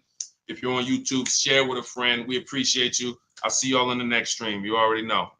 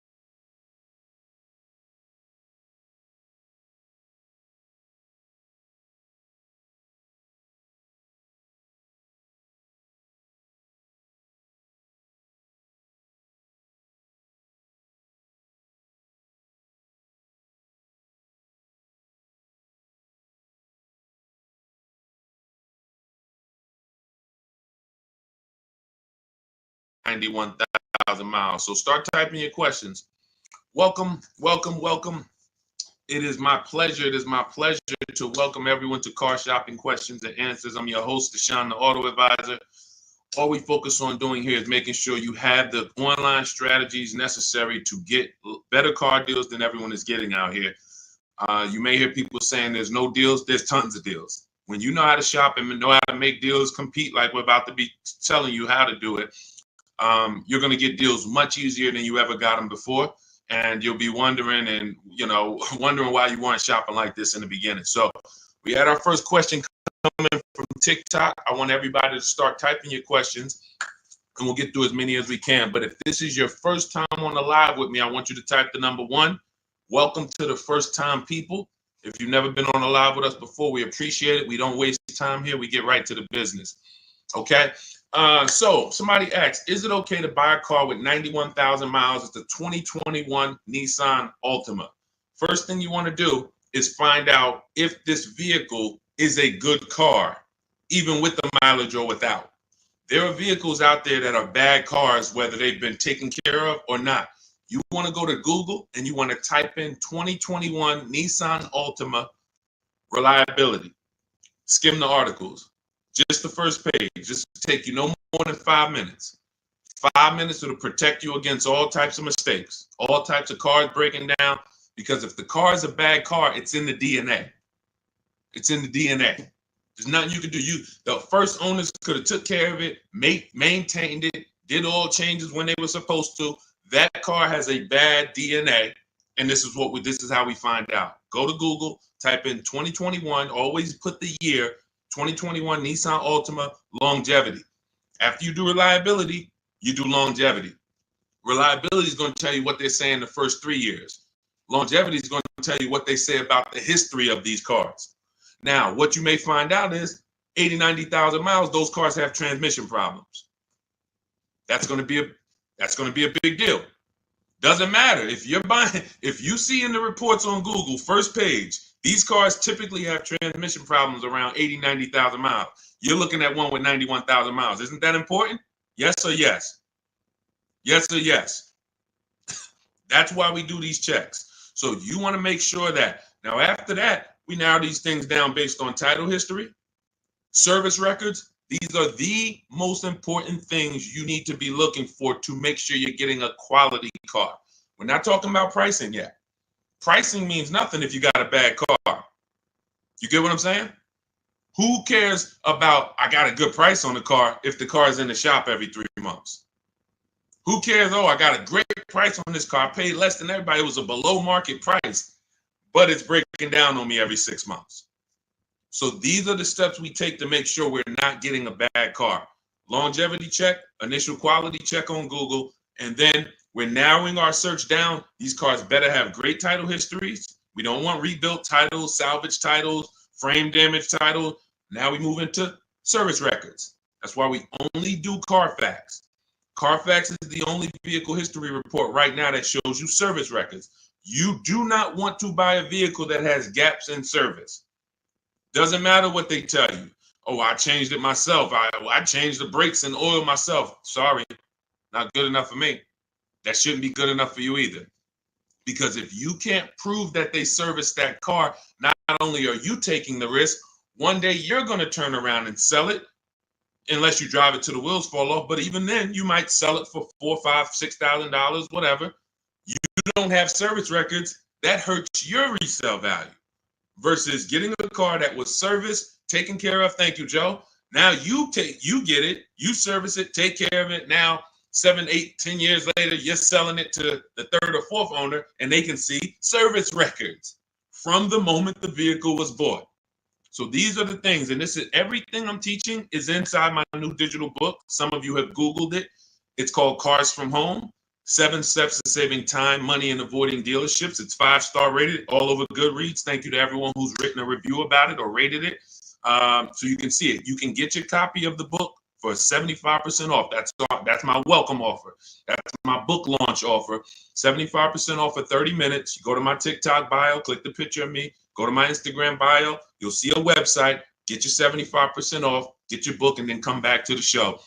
And make sure after you get your book, you screenshot the thank you page, because it has my support team's email. Because sometimes you'll type your email too fast because you're trying to catch trying to get the 75% off, and then we can't email you the book. Also on that thank you page is the link to open your book too. So YouTube, we have a link pinned for you in the comments, and then Facebook, we have a link for you guys to get your 75% off. So let's go. I see we got a lot more questions coming in. Go ahead, Dolan, pull the next one in. These are simple things to do. Party man, good to see you. Is it better to pay money down or trade a vehicle in on a new car? Great question. Party man asks, is it better to put money down or to trade a vehicle in for a new car? Now, there's a curse word he just used. Some of you, if you've been on the stream before, you know the curse word. What's the curse word? Let me see if anybody on here, he just used the word that we don't use. And I want you, big part of unlearning is learning to is unlearning what they've taught you to do. The car business has taught you to do. There's a word we don't use. Yes, thank you, Kenyatta. Trade. I love my people who locked in. I can tell my people who locked in. They either in the book or they on the stream. We don't use the word trade. Good to see you, Mama B. Here's why we don't trade. You don't get anything. All right, let me give you an example. Let's say I want to get rid of this iPhone. Trading it, would I get more money trading it, or would I get more money listing it online to sell it? Selling it or trading it? Which would I get more money for? I want to type in the comments. And some of you who are new to the stream, you got to stay by your keyboard because we're active here. You don't accidentally save $5,000, $6,000, $10,000 on cars. You got to be locked in. So dialogue. Thank you. Sell. Thank you, Mama B. Thank you, Party Man. Thank you, Stephen. See, so that is a basic premise that you now know. Now, what they told us in the past is if we wanted to sell our cars instead of trade them, we had to sell them privately. Facebook Marketplace, we had to let people come through, strange people, they're in our cars. Hey, hey, you mind if I drive this on the highway? All of this stuff. We don't want that. Now there are big companies that cut checks on the spot. CarMax. In my book, I teach you how to do something called the equity assessment. This is one of the most important things you have to learn about separating your transactions, which is I'm not going to buy a car from the same person who buys my car because we're bidding this out. So anyway, it's called the equity assessment. There's 6 companies that we get bids from. It takes us 20 minutes. They are CarMax, Driveway, Carvana. Open your notepad so you know this. If you're trying to keep notes, this is where you want to make sure you're jotting this stuff down. These are all thousands of dollars Somebody who was going to go trade their car into the dealership and the dealership was going to give them $13,000, you're going to do the equity assessment and you're going to get $16,000. But you got to lock in. CarMax, Driveway, Kelly's Blue Book Instant Cash Offer, Carvana, and AutoNation. So Driveway, Carvana, CarMax, Kelly's Blue Book Instant Cash Offer, AutoNation, and Car Gurus. Thank you, Car Gurus. That's 6 offers. This is the only way you want to get offers on your car, because once you get those offers, these are bidders. These are people who they're fighting like tooth and nail to buy cars.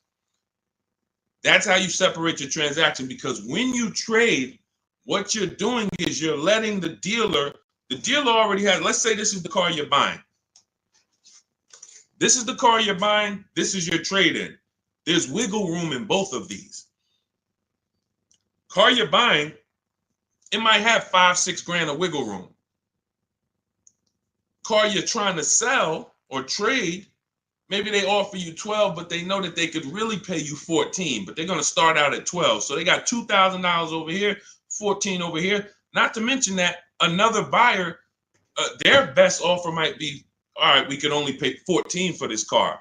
Carvana might say we could pay 16 for it. So one dealer's best offer may not necessarily be CarMax's best offer or Carvana's best offer. This is why we separate these. We don't want people mixing our money. Then you have to fight and try to, am I getting the most for your trade? So here's what I tell you. And the down payment is a separate thing. Here's what everybody needs to know about down payments. I want you to understand this. The only purpose for a down payment is to lower your monthly payment. It's not to get you a deal. What's up, EJ? Good to see you. What's up, Keith Weidman? Good to see you. It's not to get you a deal. A down payment, we can't, unfortunately, most people, you guys know, I'm the bad news first person. Welcome to the first time people. You're going to understand. Deshone is the person who gives us the bad news first, because if he doesn't give us the bad news, we're going to think we're doing okay, and we're just going to mosey on and keep doing what we've been doing. I have to give you the bad news of how much money you've lost by not selling your cars to companies by trading them. I have to give you the bad news of how much money you've lost by not understanding leasing. I have to give you the bad news of how much money you've lost by not getting banks to bid for your loan instead of just giving the dealer the loan. I got to give you the bad news first, but I don't leave you there. I give you the new strategy. I give you the new way to do it. So when it comes to down payments, you most likely go in and say, man, if I could get my car payment to where I want it at, I think I got a deal. Now, if somebody offers you a car for $30,000, but it's only worth $28,000, but you paid $30,000 for it, but you didn't have to do any money down, was that a deal? I'm going to let you buy this car for $30,000. You could have got it somewhere else for $28,000, but I'm going to sell it to you for $30,000, but no money down. Is that a deal? No or no? So you need to know you have a deal before you have a down payment. Watch this. I'm going to shock you even more. Down payment has nothing, the deal has nothing to do with your down payment. And secondly, whether you could afford the vehicle or not has nothing to do with if you got a deal. Let's go deeper on that. Let's say we all of us, we're in a Bentley dealership, right? Everybody, we're all in a Bentley dealership. We're looking at a $200,000 brand new Bentley, never been driven before. It's right on the showroom floor. They say, hey, good news. Today we got to liquidate. We're going completely out of business. We're out of business. I'm going to give you this Bentley for half price, $100,000. But I need you to come up with 50 grand. Is that a deal? Is that a deal? Look, brand new Bentley, $200,000 on the sticker. They say, oh, we're going out of business. We got to get rid of this. I give it to you for 100 grand, but I need you to come up with 50 grand up front. Is that a deal? Thank you, Jewel. She's like, yes, absolutely. Now look, can we afford it? No. See, and somebody said no, because you're basing that off of your affordability. That's where I'm trying to get you to understand. You're affording the car has nothing to do with if it's a deal or not. The deal is, am I getting a below market price?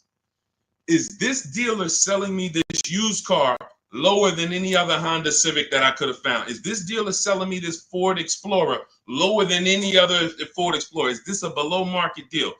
Doesn't have anything to do with down payment. Down payment is just, all right, I'm going to get a loan and I want my payment to be a certain place. See, they and look, I'm a former car salesman. I'm only talking about the wolves. 80% of the people I work with, 80% of the dealers was wolves. 80% of car salesmen in this industry are wolves. That means they will put you in whatever deal makes them money, and you're second.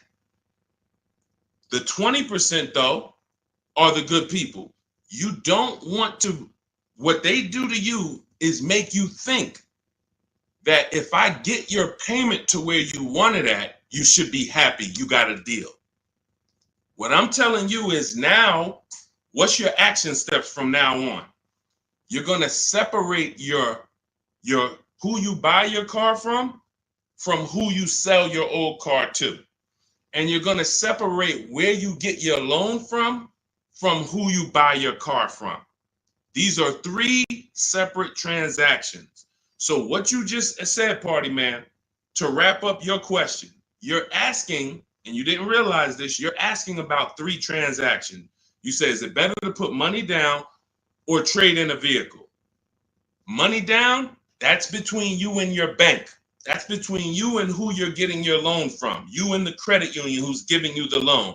Hey, I found this car over here. They're selling me this car at a great price. I already made sure of it. I shop competitors. I use what Deshone teaches. I got 5 offers. I saw a lot of options. That car is a great price. Boom. Now, let me go get my loan. Car dealers, credit unions, banks. Hey, I want to buy this car over here. It's $29,000. Here's the sheet. Here's the buyer's order. All the details. What do you need? What's your rate? Now you can go to credit union. What's your rate? Bank of America. What's your rate? Hey, Wells Fargo. What's your rate? Navy Federal. What's your rate? Okay. Bank of America, you're the best. Now, what's my payment on that car? Well, right now your payment's going to be about $609 at that price, financing it with no money down. All right, I think I want my payment to be around $500. How much do I have to put down? Well, you're going to have to put down about $6,000. You're working this out with the bank, not with the dealership. If you're working out your payment with the dealership, they control your loan and the car they're selling you. Type $ if you get that. Anytime you are working out your monthly payment to purchase a new car or a used car, and the dealership is giving you your payment, you have let them they are controlling not just the car they're selling you, they're controlling your loan. We don't do that anymore. Find your car, get your loan, sell your car to CarMax, Driveway, Carvana, or one of these people. We've had hundreds of people do this. And this is how you maximize your equity. And this is how you make sure you're getting the best price. We don't mix these. Great question, David. He said, what about hard inquiries? In my book, I teach something called the bank bidding war. Now, what you've been taught, don't let a bunch of people run your credit. Do not let a bunch of car dealers run your credit. The bank bidding war, anyone who wants to verify this, you just go right to Google. Type in rate shopping, Experian. Experian's a credit bureau. They have an article, they literally have a blog post that they wrote telling you that within a certain period of time, they say 14 days to 45 days. So we do it in 2 days. When you get my book, you'll see the bank bidding war blueprint I give you, teaching you how to make banks and credit unions bid. Takes 2 days, sometimes 1 day, because we do it after we solidify our best deal on a car. Now we're getting bid. if you do it within the rate shopping window, you can have 10, 15 dealers run your credit, and it's going to affect your score like one hard inquiry. So if one hard inquiry would have dropped your score 10 points, 15 banks competing would drop your score 10 points. But what the banks want you to do is the banks want you to just hey, come get your pre-approval here. Who's realized that pre-approval is the buzzword over the last 2 years, 3 years? I'm gonna get pre-approved. Check this out. The banks are on to you. The banks are on to that. So what they wanted to do to keep you from shopping their competitors, that's the whole game. If you're not seeing it already, we're 15, 20 minutes into this stream. If you can't see, the game is from dealerships and from banks to keep you from shopping their competitors. Now, what do? Get your pre-approval here.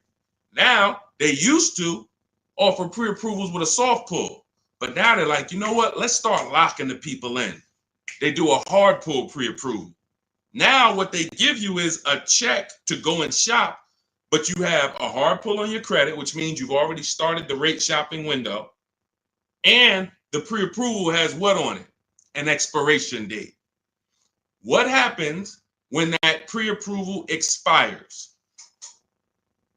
This is your credit union that you thought, this is my friend. These people are trying to lock you in and trying to keep you from competing. What happens when that pre-approval that you got that says good for 30 days expires? Got to go get another one, right? So what does that mean? Another hard pull, right? Exactly. These are the issues with the way banks want you to shop. So everything we're doing is bringing competition to our car deals. Everything we do, when we're getting bids for our car, competition. I want a bunch of people competing for the car you're selling, not trading. When we're getting bids for our loan, I want a bunch of banks competing for our rates, not just one, not just the dealership. Then when we're buying a car, we're getting multiple offers. And here's the best part, not just the money. We do this from home. We do this from home. In fact, there's no way you can do this unless you're at home. You can't do what I'm talking about, going into dealerships and banks and visiting them. How long would that take? That's why my new book is called Cars from Home. It's simple. Cars from Home. That's what you want to focus on. So, a couple things we just hit on. Party man, separating our transactions. Who you sell your old car to is different than who you're going to buy your car from, is different than who you're going to get your loan from. In each one of those three transactions, we are using online, the internet, to bid them out. Bidding out who we sell our car to, bidding out who we get our loan from, bidding out who we buy our car from. That's how we get deals like this. Some of you, if you're on YouTube, you can see this. Look, Adina got a Toyota Corolla. She was shopping for a Toyota Corolla. Fast forward, she ended up getting a 2024 Hyundai Elantra, $12K, $365 a month, no money down. You won't see a Hyundai Elantra commercial for a lease that says, hey, come lease a Hyundai Elantra, 12,000 miles per year, $365 a month, drive off. You won't see that. You'll see come lease a Hyundai Elantra, $249 a month with $3,600 down plus tax and fees. You got to put around $6,000 down and you could get a $350 payment. She did it with no money down, getting bids, staying at home, using what you're going to learn in my book, using my copy and paste strategy. Now, look, you could do it on your own. You want to call around, talk to dealerships, get prices. But here's what I'm telling you. You must shop competitors. You are not going to save the big money. You're not going to get deals like this. Look at Melissa. Equity assessment. Perfect example of someone who did a proper equity assessment. What's up, Noel? Good to see you, Noel. Nathan, good to see you, Lessa. I took possession of a 2025 Honda Pilot EXL before finalizing my lease. Look, my best offer was on my 2018 Sorento, gave me $12,000 in equity from Carvana. She didn't trade. Now here's what we do. Bonus, which she ended up winning. After she found the dealer who sold her the Honda at the lowest price, she asked them, "Can you match or beat the offer I got?" That we do. There's nothing wrong with asking the dealer, "Hey, the one you're gonna buy the car from, they won the bid. Hey, I'm gonna sell my old car to CarMax. Hey, they're giving me 12. If you could match it, I'll do it with you." Sometimes they're like, "Hey, you know what? Let's find a way to get that car." And then most times it's not going to work that way. They're going to be like, "Man, I can't pay you that. I can't pay you what Carvana's paying. I can't pay you what they're paying." That's fine. But she won. The dealer said, "All right, I'll match it." Gave her the $12,000 that Carvana was offering, and it was just like, this is what you do. This is how you do it. Separating your transactions, getting bids. All right. Let's go. Keep typing your questions in. We'll get to as many as we can. But one thing y'all got to know about us, we don't do quick answers here. This is car buying. So I'll try to get through as many as we can. But, we got to go deep on some of these. Go ahead, Dolan. Pull the next one in. What's up, Yessie? Good to see you. Flo, what's up, Mitchell? Kenyatta, good to see you.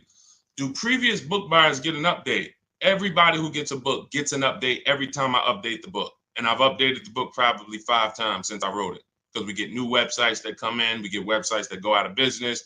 I update the scripts. In my book, I have copy and paste scripts. We don't talk to dealers. Who doesn't like talking to dealers? Who does not like talking to car salesmen?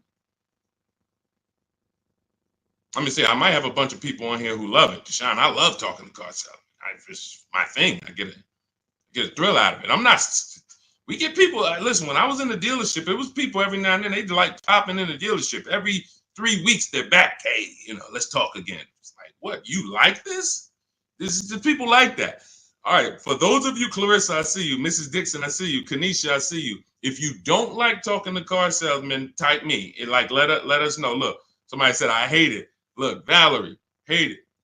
These are my entire system in Cars from Home, my book, in what I'm teaching you here, does not require talking to car salesmen about numbers ever. Ever. You are either going to be emailing them or you are going to be talking to a manager.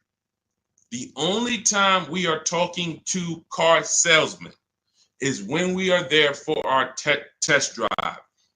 And even in my book, I teach you how to properly schedule a test drive so that you don't get the worst car salesman.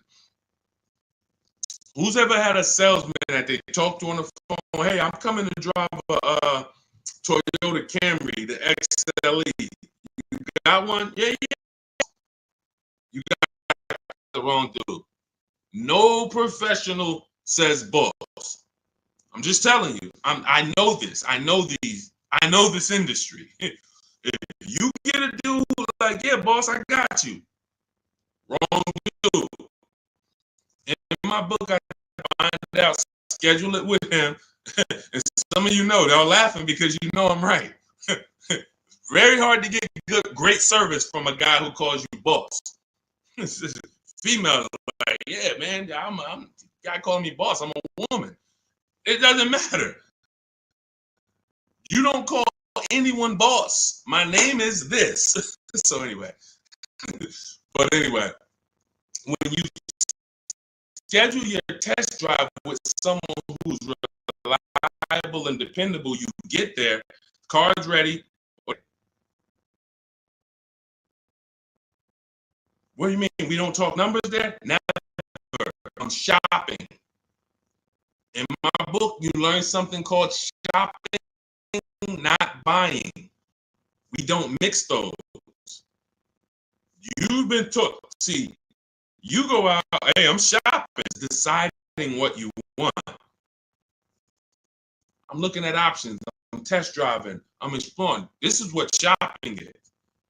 Decide, "Oh, I want to look at the colors." Okay, all right, I'm going to drive the Chevy. Then I'm going to go over shoot the Honda. All right, I'm going to see which one I like better. Since I'm about to make a decision, some of you more. Hey, I'm going to take the time and look at the product, considering that all of these companies are trying to sell me a car. Let me at least go explore it. That's shopping. Buying is different. Buying is, I've decided what I want. Now let me get offers. Now let me get my best price. The process for us for buying is 90 minutes.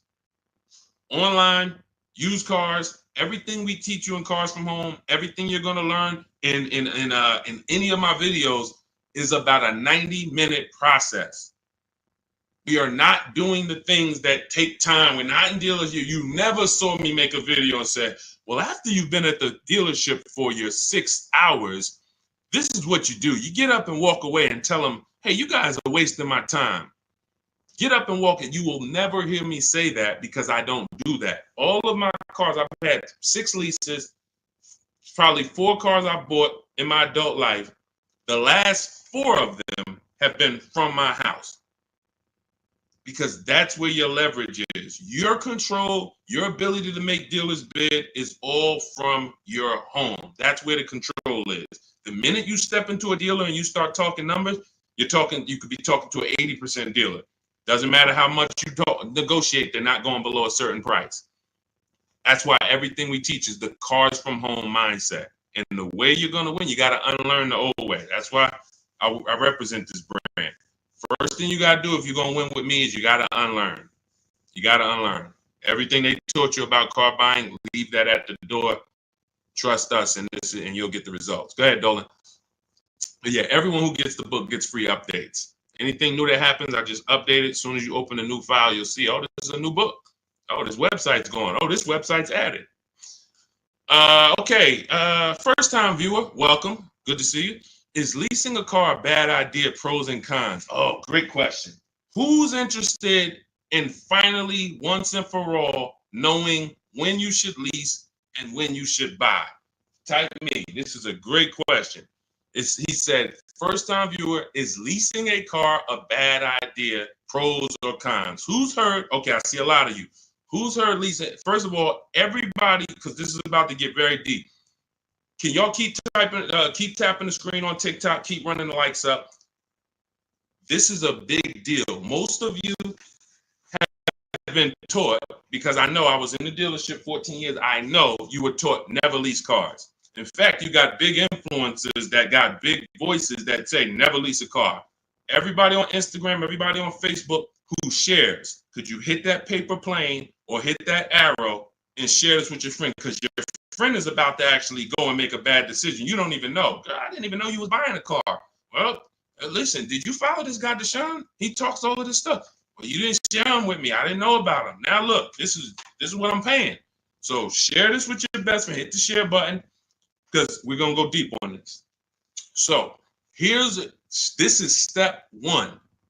Step 1 in the car buying process is deciding whether you're gonna lease or buy. I see y'all running the likes up. Shout out to everybody tapping the screen. Appreciate you. Step 1, before you think about trading your car, selling your car, before you think about what car you're going to buy, before you go test drive, step 1 is, am I going to lease this car or buy this car? Why is this so important? All right, let me use something better than this. Oh, we can use this. Now, what you're looking at is what I want you to picture every time you think about buying a car. This is the unseen expense. It's called depreciation. If you buy a car today for $40,000, you don't drive it 1 mile, just park it right outside your house. Park it right outside your house for 1 year. Come back a year later. Is the car worth $40,000? Pay attention. I'm talking to the people that's locked in. Listen, you distracted. You trying to get car advice that's going to save you thousands of dollars, and then on your other tongue you watching, Dog the Bounty Hunter on the other screen. You're not going to win. I'm talking to the people that's locked in. So you bought the car. You did not drive it 1 mile. Come back a year later. Everybody said no. You lost money. You lost money. It lost money. This is the unseen expense. The first step to understanding leasing is to understand this, depreciation. Let's go deeper. You buy the car for 40, drive it 12,000 miles. Is it worth less than if you drove it no miles? Worth less, right? Bought it for 40, drove it 20,000 miles.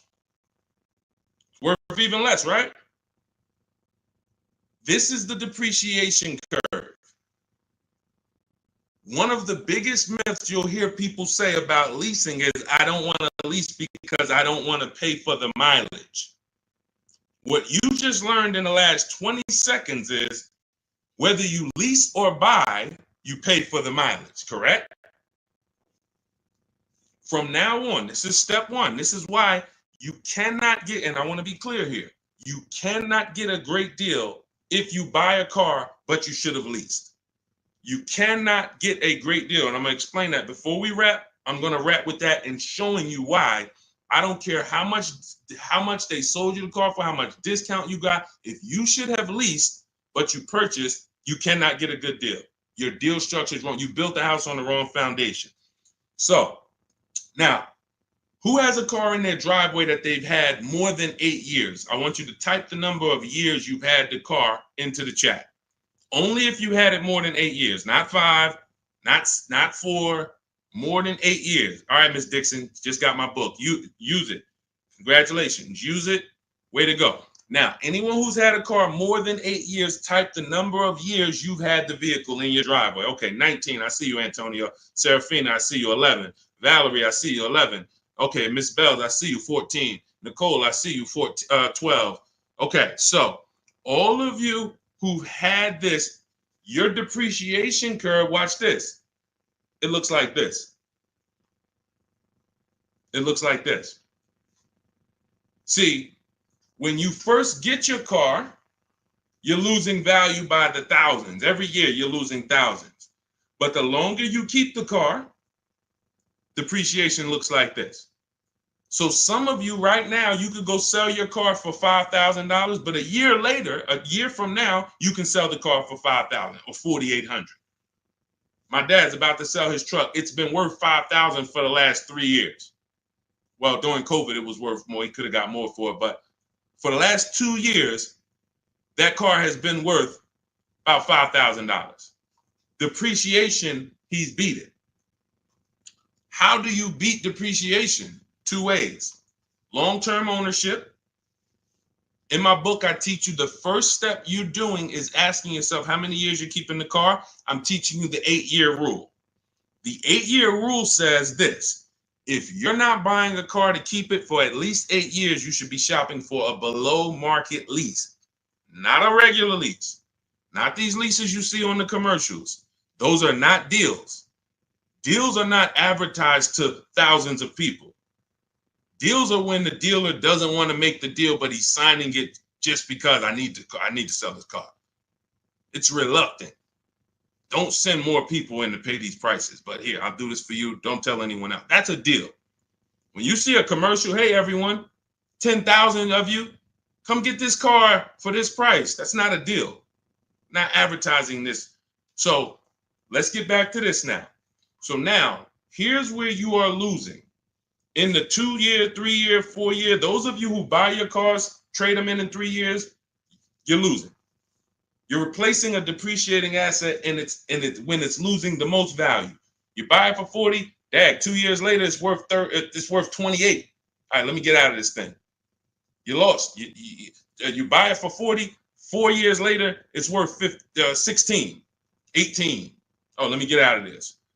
You're supposed to the whole purpose in buying is to get to what I call the reward stage. That's what you saw Jerry said. 8 years he's had the car, paid it off in 6. Now he can keep it. Beat the depreciation. The longer he keeps the car, the less he paid for it over time. Look, Michael, 16 years. You get to the point where this car is now literally not even depreciating. I lose probably $200, $300 a year in depreciation. Some of you like, Deshone, there's no way I'm keeping the car that long. You are the ones who should be shopping for below market leases. Let's make this point. I see you, Delaney, and said I had an Escalade 21 years. Look at your cost per year. Look at your cost per year. I bought a $50,000 Escalade, $60,000 Escalade at the time, however much it was, but I kept it 21 years. How much did that cost me per year? That's the purpose of buying, because you pay more to buy. So now let me show you what below market leases look like to wrap this point up, to show you that there is no comparison. If you are getting regular leases, this is not going to make sense to you. That's why you're going to use my strategies. You're going to get your book in my TikTok bio. Go there. If you went there, you only got 30 minutes to save the 75% off. You won't pay the $97 price. As soon as you visit that website, you see that timer start ticking. You got 30 minutes to get your 75% off and get your book for $24 instead of $97. Now, it's still worth it at $97, but $24 is better. So click the picture of me in my TikTok bio, my Instagram bio, click that website, and then click the link that says activate the 75% off and get your book. You'll have everything we've been talking about and stuff we didn't have time to talk about in here step by step, and how to get these below market deals. And on YouTube, we have a comment for you, and we have a link for you. And if you're on YouTube, check the comments. If you're on Facebook, check the comment for your link. So now let me show you what below market leases look like. So you take somebody like, let's go luxury, some Teddy. Teddy is, he got a $73,000 BMW. He got it for his highest offer was $1,123 a month. His best offer was $856 a month. Well, I told you, multiple offers. If you're not making dealers bid, you're dealing with the wrong dealers. You're not, when you go and say, oh, well, they told me to lease this car, it costs $600 a month with $3,000 down. That's one dealer told you that. That's why we get 5 to 7 prices from home. So that's what's called a 1.1% lease. Some of you may know the 1% rule with leasing. If you can get a 1%, if your payment is 1% of the MSRP, no money down, just giving them your first payment. No, what about the taxes, Deshone? No money down. First payment only. You're going to see all of these people I'm about to show you. They're not going to say, hey, and I gave them the taxes too, and it was 1%. No. All right, so look, somebody like Tope. Tope had a 1.2% lease, $690 a month on a $54,000 vehicle. Almost $55,000 BMW, $690 a month, no money down. Look, look how much she saved off the vehicle. Sitting at home. People in dealerships fighting. Come on, take off another $30. She's sitting at home. She said, look, I got $7,500 off plus another $1,000 from the dealer that bid. And every dealer is not even going to give you the $7,500 rebate. They won't even tell you. But let's go deeper. Look at Kimberly. $86,000 Maserati, $968 a month. She got $20,700 off on this offer here. $20,700 off at home. Look, you're not going to see the Maserati advertise, hey, come drive this new Maserati, $968 a month, $86,000 vehicle, no money down. You'll see, hey, come drive a Maserati, $799 a month with $5,000 down plus taxes and fees. End up probably being about 10 grand once you add it all up. Yeah, you'll see that commercial. You go sign up for that, they'll love you. Hey, I want the deal from the commercial. Oh, come right in, miss. Oh, Miss Jones, a letter. How are you? Okay, can I call you Miss Jones? Yeah, how fast can I get it ready for you? They love you. Go ask for the deal from the commercial. They love you. Look at Charles. Some of you have this vehicle. Hyundai Palisade, $48,000 vehicle, almost $49,000, $597 a month. No money down. Look, I reached out to 35 Hyundai dealers, and you're like, how do you do that? You might have just jumped on the stream. We do this all online. Takes about 25 minutes to reach out to that many dealers using the stuff in my book, copy and paste scripts. So he had 35 Hyundai dealers, got 10 quotes back. Offers range from 1.2 to 1.6. He said, I never thought I'd be able to afford this car that is almost $50,000, because up until he learned what you just learned, I'm not keeping my cars 8 years. He was buying them. But now that you have the understanding of this and the unseen expense, and you now have a depreciation, whether I buy or lease, I pay for my usage. Whether I buy or lease, if I drive 20,000 miles, it costs me. Which one's going to cost me less? And when you get below market leases, it costs you less. Or when you do like what we spent time shouting out Michael and Antonio and Serafina and Valerie and all of them. So you're either going to go the long run, the distance, get your deal, keep it till the wheels fall off. That's how you're going to beat depreciation, or you're going to get below market leases.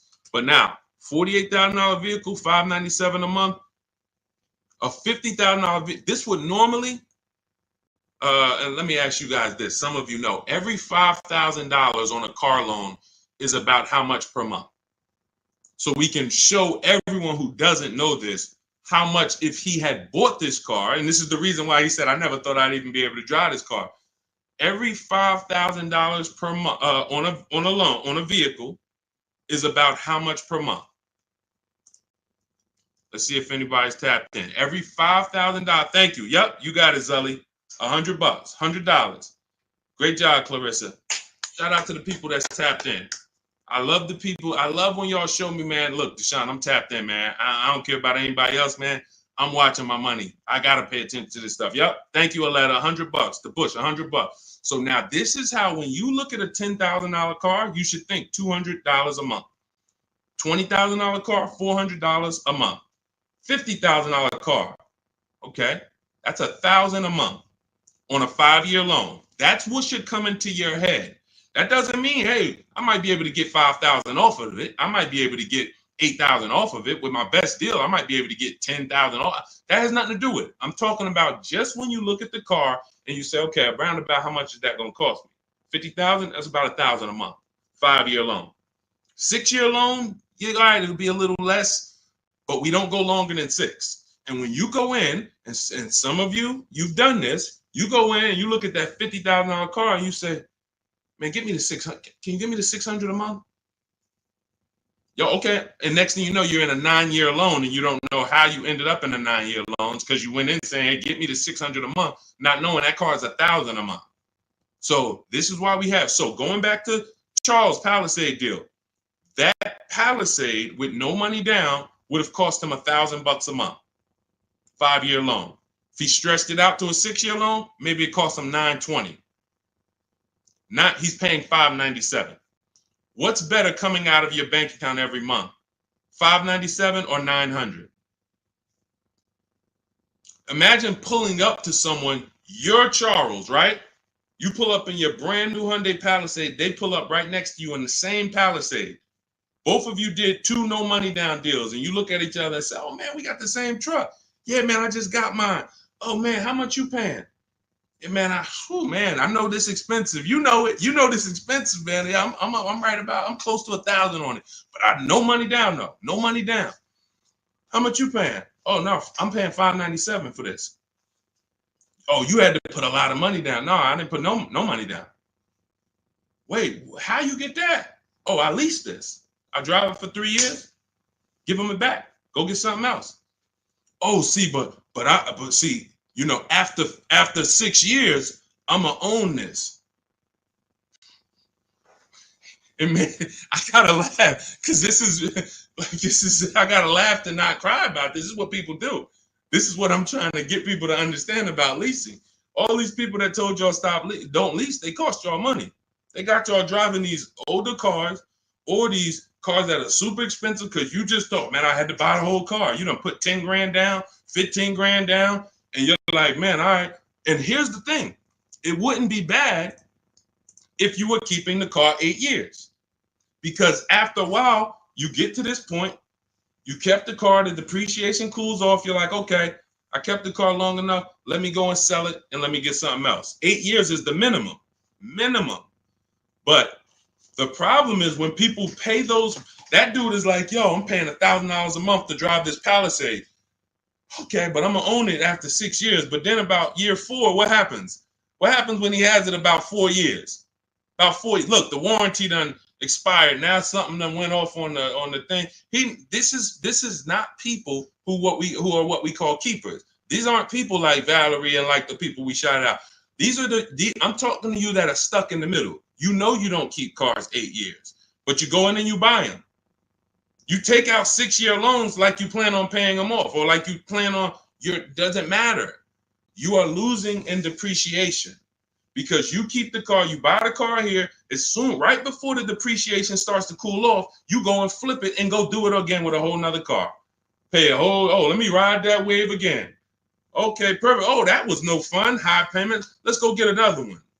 I would get people coming to the Mercedes dealer. Hey, man, Deshone, that's the new one? Oh, okay, I got 2 payments left. Then I'm going to come see you for that. I'm like, man, what are you doing? Okay, let me talk to you. Let me show you. You ever heard about leasing? Let me show you what this is going to look like if you understand what I'm about to break down for you. And they like, oh, wait. So I'm going from a $900 payment. You telling me good deal on this lease, I could be at $500? And what about all the money from my old car? What I do? Oh, man, I'm going to give you that back. You might have 10 grand equity here. You go put that in the bank. Yeah, I used to have to just put that down. What I would do is just whatever my old car was worth, I just put it down on the next car and then roll it and I just kept it moving like that. Nope, not no more. You're not going to keep your money tied up in these depreciating assets. Type dollar signs if you're getting this. You're not going to keep your money tied up in these depreciating assets. Pay attention. Banks don't do it. Banks don't do it. The last thing a bank wants is their money tied up in a depreciating asset that's losing value. So if you're going to keep it long term, tie your money up in it, but then you pay it, I drive this thing till the wheels fall off. Now I'm going to get my money's worth out of this car. But if that's not your goal, you should be shopping for below market leases, paying cents on the dollar, like Charles, like Zafrina, like all of these people who are driving brand new cars that would normally be $600, $700, $800 more, $200, $300 more than what they're paying. Look at Rosalie. Just got a 2024 Infiniti Lux, $60,000 vehicle. Look what she's paying. $592 a month. $592 a month. It's a $60,000 car. $60,000 car, $1,200 a month. Somebody walks in and says, hey, how much that costs? No money down. Man, that's about $1,200. She's paying $597 because her deal is structured right. Leasing versus buying is and look, you add the mileage, Michael. Let me give you an example of somebody, because that was a great question. That's always the next question. Oh, what about the mileage? The worst thing to do is to add, and look, all of this is inside my new digital book. There's a reason it's 5-star rated. Google it. Cars from Home. 7 steps to saving time, money, and avoiding dealerships. Look at all the 5-star ratings. Read the reviews. There's a reason that book's 5 stars, because it's step-by-step on getting below market leases, buying, used cars, everything we've been talking about. If you're like, Deshone, I don't want to remember all of this, get the blueprint. You get there, go to my TikTok bio, get your 75% off. Go to my Instagram bio, click the link, get your 75% off the book. You got the blueprint forever to use every single car deal. You're on Facebook, click the link below, get your book for 75% off. YouTube, get the book for 75% off. Here's an example of how we choose our mileage wisely. This is in step 3. It's deal structure. Look, Jen she leases a $40,000 Honda CR-V hybrid. It would be $800 a month to buy, no money down. She gets her best offer is $512. She gets all the bids from home, $512 a month. Now she says, okay, that's for 12,000 miles per year. I want to go up to 18. After we get our best offer, that's when we go to the dealer, or we email the dealer who sent us the best offer. Hey, congrats, you beat everybody. Can you show me what it is for 18,000 miles per year? Can you show me what it is for 20,000 miles per year?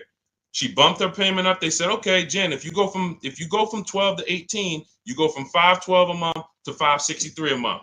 She said, done deal.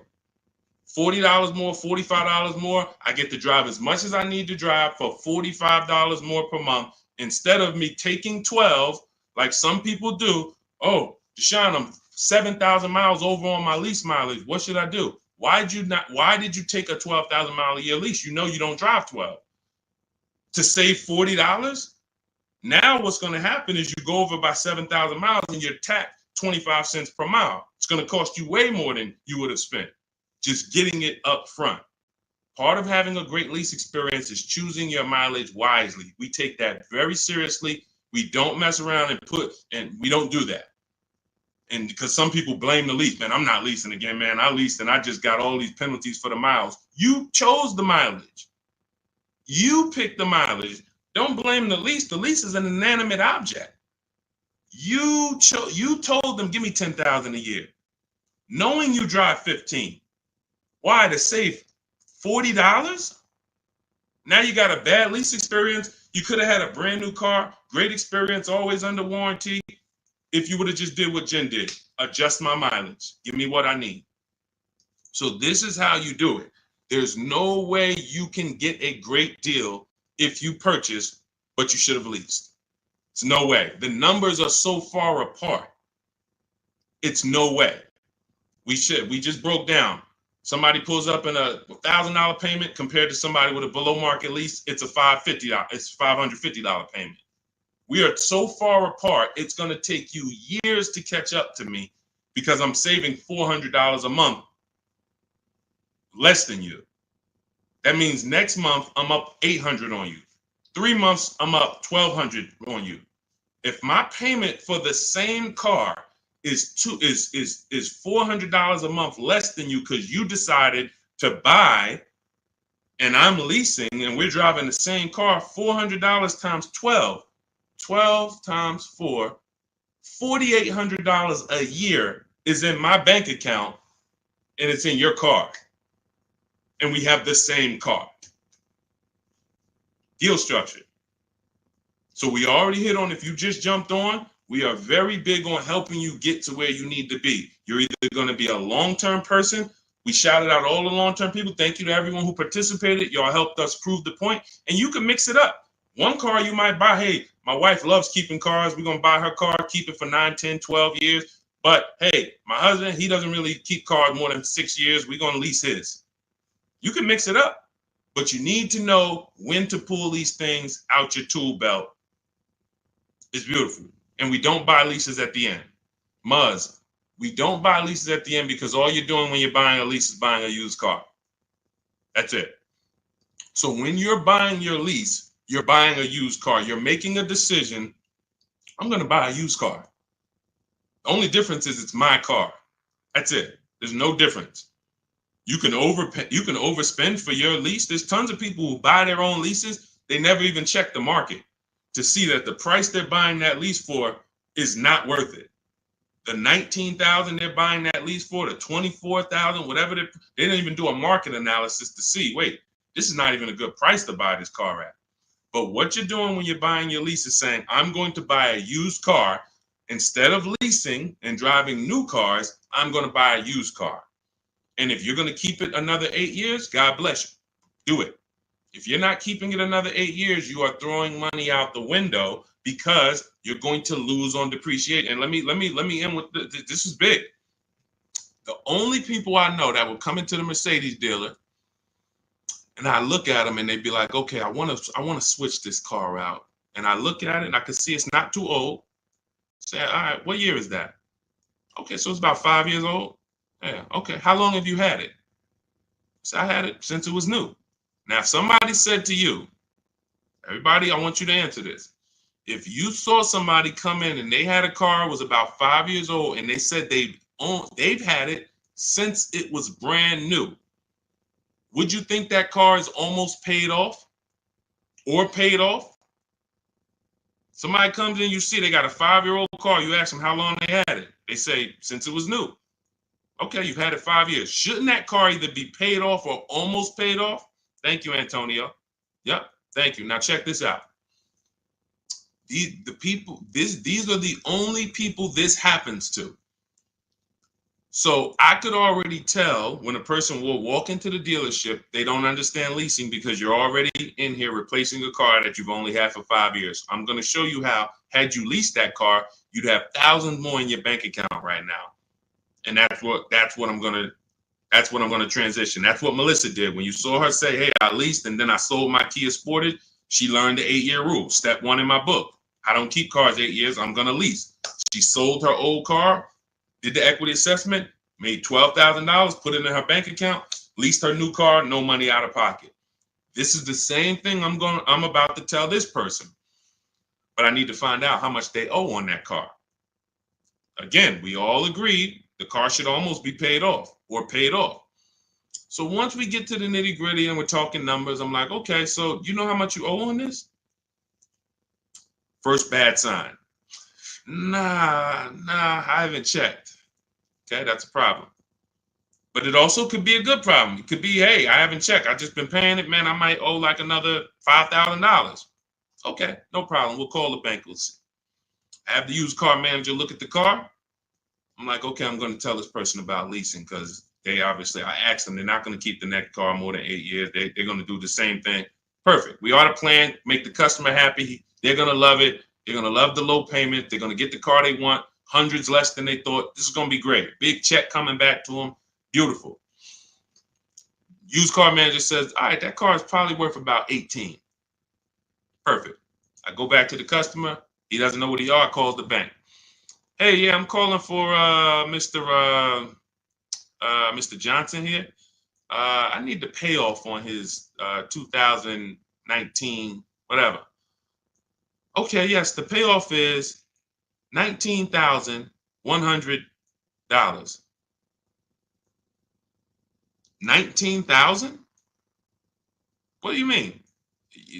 I said, look, Mr. Johnson, they're saying you owe 19,000 still on this. Oh yeah, I said, I told you I hadn't checked. Hold on.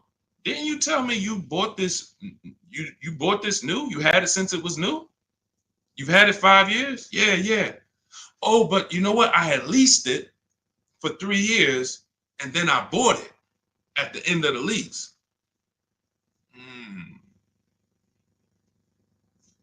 That's the culprit. Because you leased the car for 3 years, and then to get a payment similar, you usually have to take a 5 or 6 year loan. Most people, when they buy their lease out, they take a 6 year loan because they like the payment. You leased it for 3, bought it for 6. What's 6 plus 3, y'all?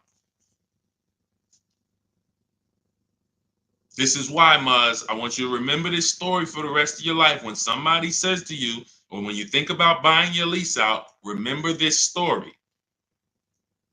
9 years. Nobody who's smart, nobody on here. We might have some young adults on here. We might have some seniors on here. Nobody is signing up for a 9-year loan on a car. Not knowing it. No one. Every time you lease and then buy it out, that's what most people are doing. 9 years of payments on the same car. So you literally could have the car for 5 years. We call the bank to see how much you owe. You still have 4 years of payments left on the same exact car. That's why it's one of the worst things to do. And you're not even happy about it because it's like, oh man, I've had this car for a while, man. That's why buying your lease out, hey man, I was just trying to ride the market out. I wasn't ready to shop, so I just bought the lease out. Bad idea. Bad idea. It's just a bad idea. You could stroke a check for it? Possibly. But I would always shop for a new lease because, again, like I started the story with, when you buy your lease, you're going from a lease, driving new cars. If you're getting below market deals, like you're going to learn in my book, you're driving it for cents on the dollar, and then you're switching to a used car purchase. These are two totally different mindsets. Yep, you lease new cars, Marty. Two totally different mindsets. Buying a used car, you should be somebody like the people we shouted out earlier, the keepers. 8 years, 10 years, 12 years. You should be perfectly fine with maintaining a car. If something breaks on it, I'm gonna put money into it. I want to keep this thing. That's buying a used car. Buying a lease is like, hey, I don't want to do none of that. That's buying that. I mean, leasing, I don't want to do any of that. I want to drive new cars, always under warranty. The key is learning how to get below market leases. You can't walk into a dealership and just get a lease. We talked about that earlier.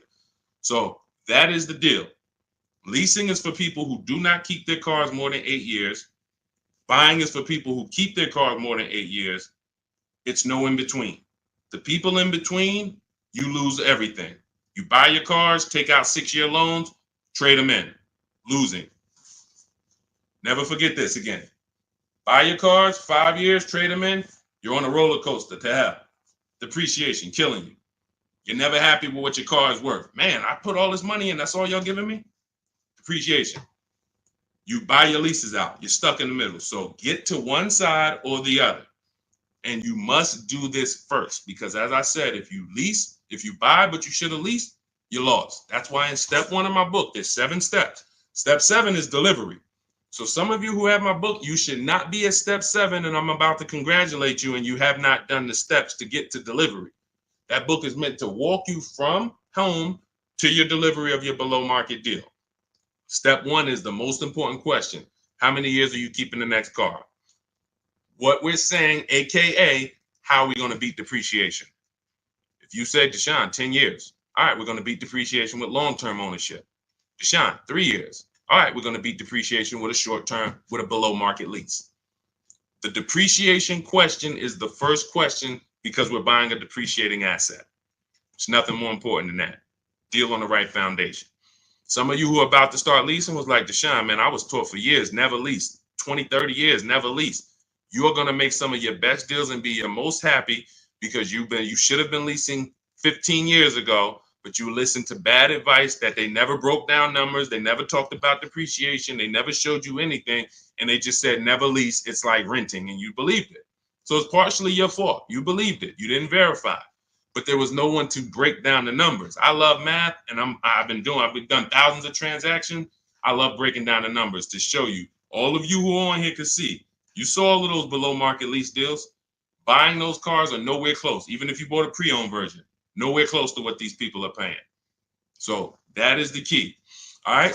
All of this is in my blueprint. All of this is in my new book. Some of you like, you're like, I don't want to remember all this. It's no way you're going to remember. I'm going to remember all of this, Deshone. Everything is in my new book, step by step. It's a digital book. You can get your copy for 75% off. It's part of our welcome offer. In my TikTok bio, click that picture of me. You'll see a website, and you click the button that says get your book for 75% off. If you're on Instagram, click the picture of me, click the website, and then get your book for 75% off. If you're on YouTube, look in the comments. I have a 75% off link for you there. If you're on Facebook, look in the comments. I have a 75% off link for you. That link is only good for 30 minutes. So if you went there 45 minutes ago when we started, an hour ago when we started the stream, you missed it. So $97. And if I'm you, even if I missed it, I'm getting the book, because we only went over probably 40%, 30% of what we're talking about in there. Squeaky Clean, good to see you. Guy purchased the book. Listen, use it. Congratulations. Send me your stories. Send me your emails. I want you guys DMing me. I want you DMing me, Deshone. Check this deal out. I want you seeing, look, if those of you on Instagram and YouTube, you can see this. I want you sending me not just your cars, your numbers. Look, everybody who taps in, look, American Senior Benefits. I wanted to share my experience. Purchased my car 2 days after using the system. Now, those of you who want to shop with me, I do shop with people all around the country. It's an advanced thing. That's in my bio too. So I don't care how you get it. Some of you are like, Deshone, give me the blueprint. I can follow it. Everything's in there step by step. Some of you like, hey, Deshone, can we do this together? Perfect. You'll see both buttons in my bio. Doesn't matter how you want it. But he says, look, the first day I sent out the template, I received about 7 offers. Day 2, I emailed for my numbers, took the best offer, put them into the calculator. I have a calculator I invented that you get access to in the book.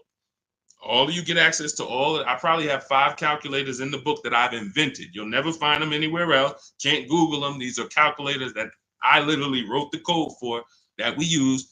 One of them is the counter offer calculator. And he said, look, I sent the email counter. The dealer MSRP was $36,365 on the 2025 Kia Sportage X line. Oh man, I gotta go back and get his numbers. I didn't open it up on his Facebook post. I was supposed to hit see more, and I didn't hit it up. All right, so I gotta go. But you can tell he was excited to tell a story, and it's like, dang, I gotta go back and pull him in. But this is what I want. I want you guys emailing me the numbers. Proud of your numbers. Deshone, look at this. Last thing people want to talk to me about is their numbers. They'll post all day long. Oh, your girl upgraded. I had to treat myself. You know, your boy Fresh had to step out with the 2025. You never hear him talk about numbers. You'll never hear us. You'll never say, oh, y'all won't believe the price I got for this. You'll never hear that because they're ashamed of it. They're embarrassed by it. If they ran into me and I said, hey, yo, you got your contract on you? You got your purchase order? Oh, yeah, let me look at this. They'd be like, man, they'd be over there sweating like, all right, Deshone, don't tell. I know I did bad. I've had people say that to me. You know, man, I know I did bad. I'm like, listen, man, don't beat yourself up. I just want to see you do better. I want you knowing, why would you go work hard and then go get this beautiful vehicle and not have the confidence to know you paid less, the lowest price you could have? You shouldn't be ashamed. This is a treat to yourself. But because you didn't know how to shop, you're ashamed. Or we're not doing that no more. You're gonna know how to shop. You're gonna be emailing me, Dad, Deshone, I got 6 offers. Deshone, I looked at all these pre-owned cars. The dealer that had the best one, I saw all the service records. I saw the true value discount. I got the price of it when I was new. It was no bogus. It was an hour and a half away. I had to drive an hour and a half away to get it. But look at what I got. And then I let the banks bid. And then, you know, my credit union, you're gonna be like, numbers. You're not gonna be thinking about cars. You're gonna be just as excited about the deal you got as the car you got. That's where you're going. So shout out to everybody. Valerie, the link is in my TikTok bio. You got to click the picture of me, and then you'll see a web link right there. Click that link, and then you'll see a button that says 75% off new book, 30 minutes. Okay, same thing with Instagram. The link is in my bio. Instagram, TikTok, the link's in my bio. On Facebook and YouTube, the link is in the comments. So grab your copy, get there before the 30 minutes runs out, so you can get it for $24 instead of $97. All right. God bless y'all. I will see y'all soon. All of that is answered in the book, Squeaky Clean. Don't worry about that. We protect credit. And you might have missed the segment where we were talking about the bank bidding war. All of this we do. You don't give. See, part of what we didn't even get this. Part of what you need to learn is you don't give dealers quotes. You don't give dealers credit to get quotes. We couldn't even go into that. Credit is not in my templates. We never give dealers our credit to get quotes.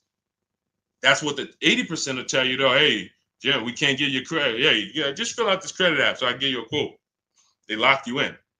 We don't do that. All of that is explained in the book. All right. God bless you. I will see y'all in the next stream. Everyone who got your book, send me your success stories. Go out and be empowered. Go out and win in this world, and make sure you send me your results. All right. God bless you.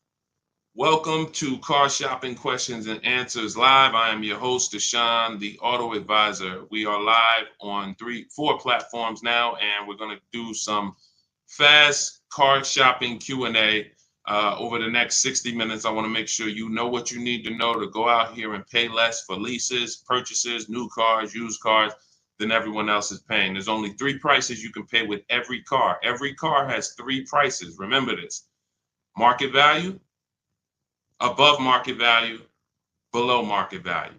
Every car has 3 prices. Above market value is reserved for people who can't negotiate at all.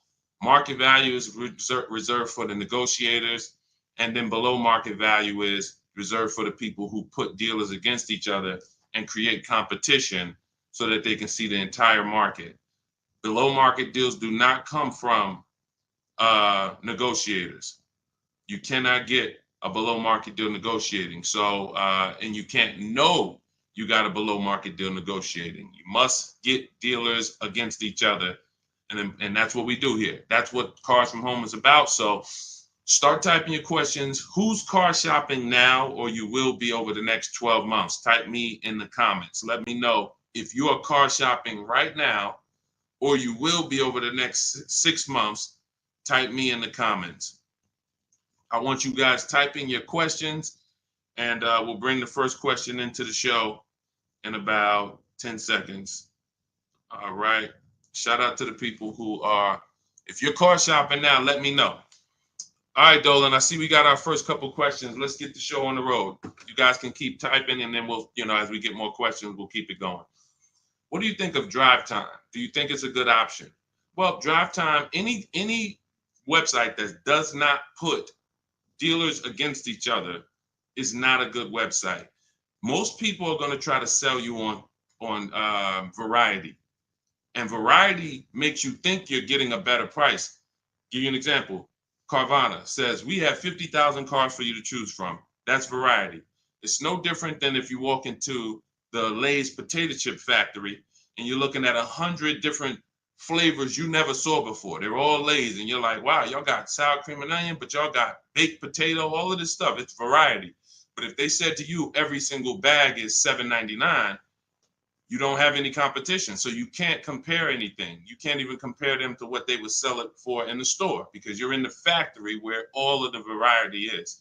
That's how most of these websites operate. It's strictly variety, but variety doesn't drive down prices. Competition does. So you want every car you're buying, leasing, you want to look at 100. You want to know within 100 miles of me who has a car like this and who's willing to sell it to me for. What are they willing to sell it to me for? Because this is not the Apple store. My biggest thing I want to get across to you guys concerning this pricing is cars are not like the Apple store. You go into the Apple store in California, the iPhone 15 or 18 or whatever they come out with is going to be the same price as the Apple store in Florida, same price in New Jersey. It's not like that in car dealerships. Every dealer is selling their vehicles for a different price. Every dealer's best price is different. So if you're going to find the below market best prices, you need to be on websites and you need to be using tools that allow you to get multiple offers from multiple different dealers. And there's no websites that do that, so to speak, but our system in Cars from Home is what we use to do it. We're going to get multiple offers, look at all the used cars within 100 miles, screen them down, see which one is the below market lease, the below market deal. And we're going to do the same thing for purchases. We're going to reach out to 25 dealers online. Using my email scripts, we get 5 quotes. So then we pick the best one. Now, you can feel free to do that manually. If you want to actually manually try to call dealers and get multiple quotes, you can. But I recommend you don't talk to dealers. And that's why I created a system where you're just emailing. But even if you called around, if you're looking for a Honda Pilot and you got 5 different managers to give you 5 different offers, you're going to see they're going to be totally different. This one's going to be $29,000. This one's $31,000. This one's $38,000. This one's $32,000. Like, they're going to be totally different because every dealer has a different price, and 80% of dealers are overpriced. So you're going to be shocked at how overpriced some of these dealers are once you start to get multiple offers. But yeah, when it comes to websites, Christian, if they're not putting dealers against each other for us, if they're not allowing us to see where dealers rank against each other, it's trash. Even on used car marketplaces. Used car marketplaces need to be telling you what discount you're getting from the original price, which they're never going to do. They're used cars. If you've bought a used car in your life, I want you to type the letter U in the comments. If you've ever bought a used car, I'm going to tell you something right now that is that you're going to be like, wow, you're right. That's common sense. But no, none of us have ever done it. No one's ever done it. That's why I added it to my system.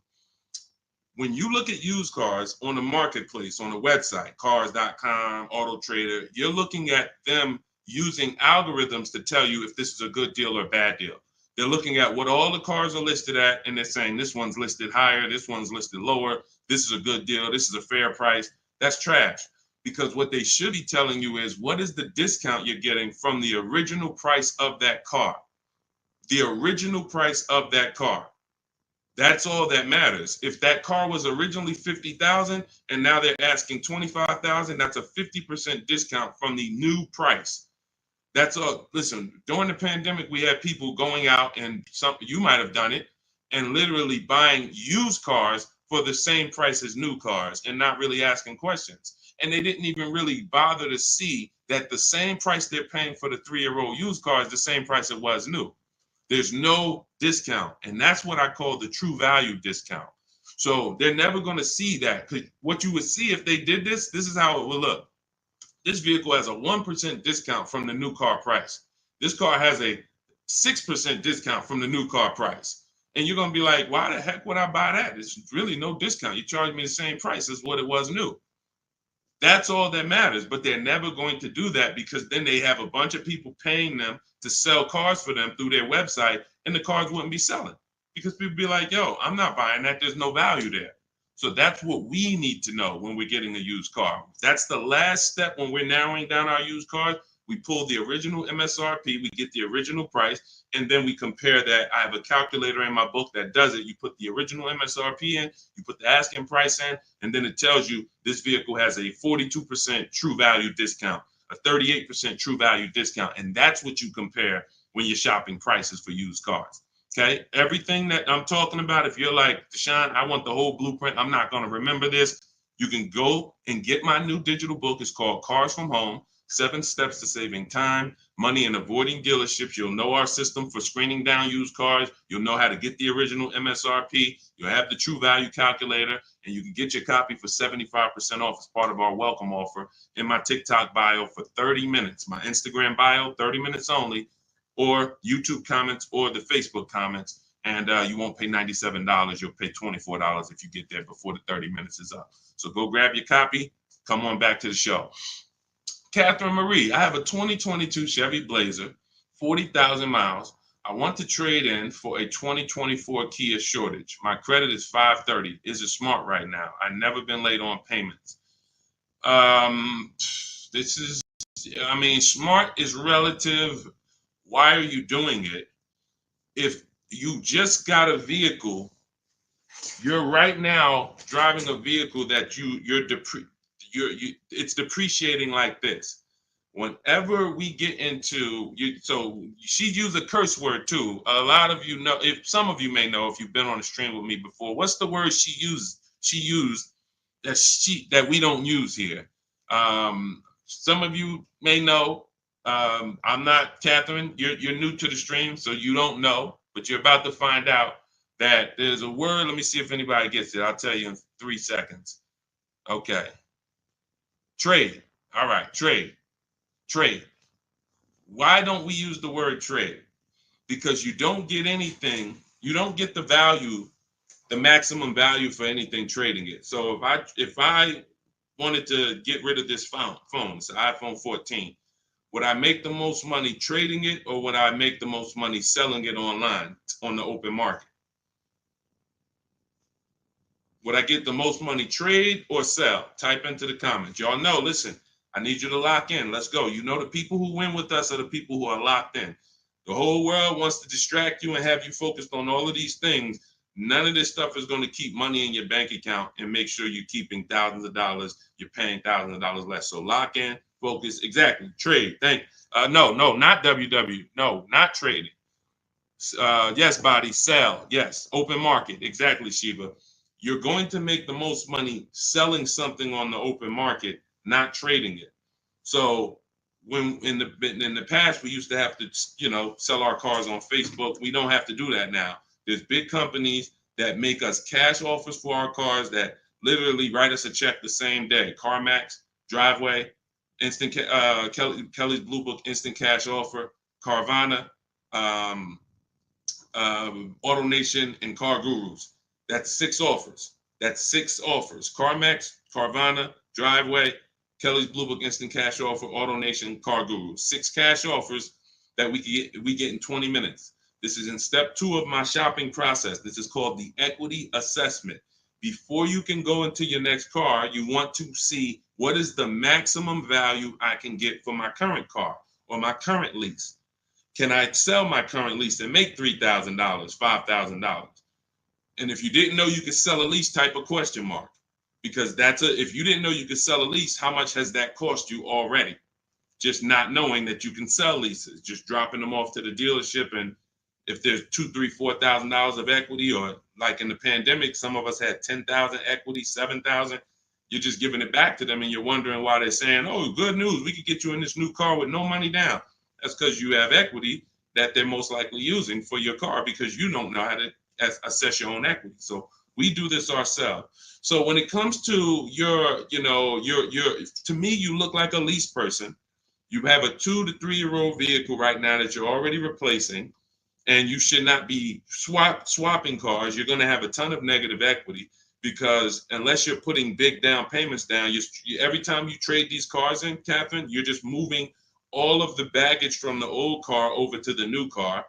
And so you should be leasing, but you're buying. Buying is for people who are going to buy their cars and pay them off and then keep them until the depreciation doesn't look like this anymore, because this is normal depreciation. This is why you buy a car for $40,000 and in 5 years it's worth $18,000 or $16,000. That's called depreciation. So, but you get to a point when you own a car where your depreciation looks like this. Your car, this is around 8 years. Now, your car today might be worth $10,000. Next year, it's worth $9,800, $9,200. It's not losing that much value anymore. But if you're not buying cars to get to this space, you're throwing money out the window, because you're losing thousands in depreciation. And then what you do is you're riding that sliding board of depreciation down to the bottom. And as soon as it's about to cool off, you say, "Oh, let me go get another car and let me ride it down to the bottom again." So you're literally replacing your vehicles in the point in time where you're losing the most money on the vehicle through depreciation. That's why you should not be buying. So now your credit is not in a place where you can lease. So what should you be doing?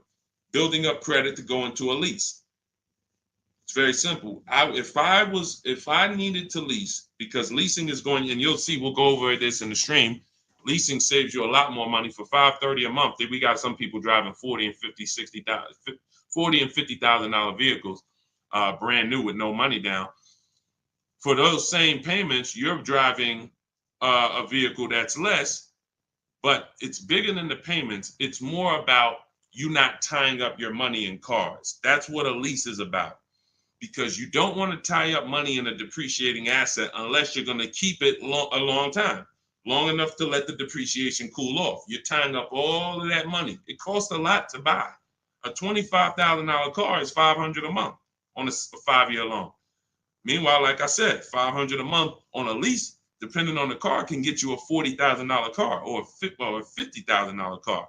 You don't believe what I'm saying? Look at Zafrina. Zafrina is paying $579 a month. She's driving a $65,000 car, $65,000 Jeep Grand Cherokee. Look, this is $512 a month, a $40,000 Honda CRV. This was Jen's best bid. Now, these are not regular leases. These are what are called below market leases. So these don't, I know what you're thinking, Deshone. I saw the commercials. They all say you got to put money down when you lease. All of that is a commercial. Those are not deals. So the point is, what you got to understand, Catherine, is your first thing is to see is to determine why you're buying. And if I'm you, I'm staying in that car, and I'm getting my credit to the point where I can lease. You got a nice car, you have a solid car. You're going to switch that into a Kia. Your payment's going to go up, because if you go from that to a finance, another purchase, your payment's going to go up. You're going to have negative equity, and you're going to be no closer to leasing. So if you've never missed a payment, then you should be focused on getting your credit to about a 660, so that you can go. If you get to a 640 with a good payment history, you should be able to flip out of that Chevy Blazer into a brand new lease, and you can actually save money. Because if your payment has to be high. For a 2022 Chevy Blazer, you financed it, your payment has to be high. That's a $40,000 vehicle. So I'm guessing your payment is around like $700-800 a month. Depends on if you put money down, but you could be driving so much better car than that, or you could have a lower payment. So it's but you got to get your deal on the right foundation. Leasing is the foundation. Go ahead, Dolan. Leasing versus buying is the foundation. Most people are overpaying strict. It's not just they don't know how to make people bid. It's literally their deal is on the wrong foundation. They should be leasing, but they're purchasing. That's the problem. Negative equity all day long, high payments. They just always have them. What about with a low credit score? What is that? You're gonna have to. I need more info than that. I need more info than that.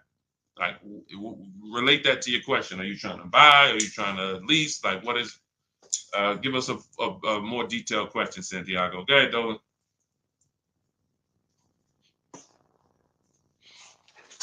I'm car shopping right now for a new vehicle. I need a car ASAP. I'm looking to finance. Okay, so first thing to determine is, do you have a current car? If do you have a current car, then you've already decided you're going to purchase. You're not leasing. So therefore, now we move to step two. My process is 7 steps. Step 2 is equity assessment. Do you have a vehicle you need to sell? Okay. Now we're going to budget for. Are we going to budget for a new car or a pre-owned car? Can you afford both? That's the thing. Now, in my book, I have something called the perfect budget calculator. This is where we use the standard interest rates. We put our, preferred down payment in. It could be 0. Some people, you're like, Sean, I could put 3,000 down, but if I don't have to, I don't want to. That's what the perfect budget calculator does. You put in what you could put down comfortably. You put in what can you spend monthly comfortably. You put in what equity you have from your old car. You put that in, and then what it does is it tells you how much you could afford for a car. Could be 22,000, but you get multiple goals, because what you got to understand is, if I spend $400 a month for a 5-year loan, that's less money than if I spent $400 a month on a 6-year loan. So what we do oftentimes, you can actually budget for a lower price vehicle simply by shopping for a vehicle with a 5-year loan instead of a 6.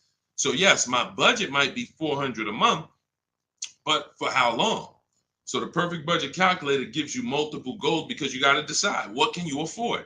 Can you get everything you want in a new car at your budget?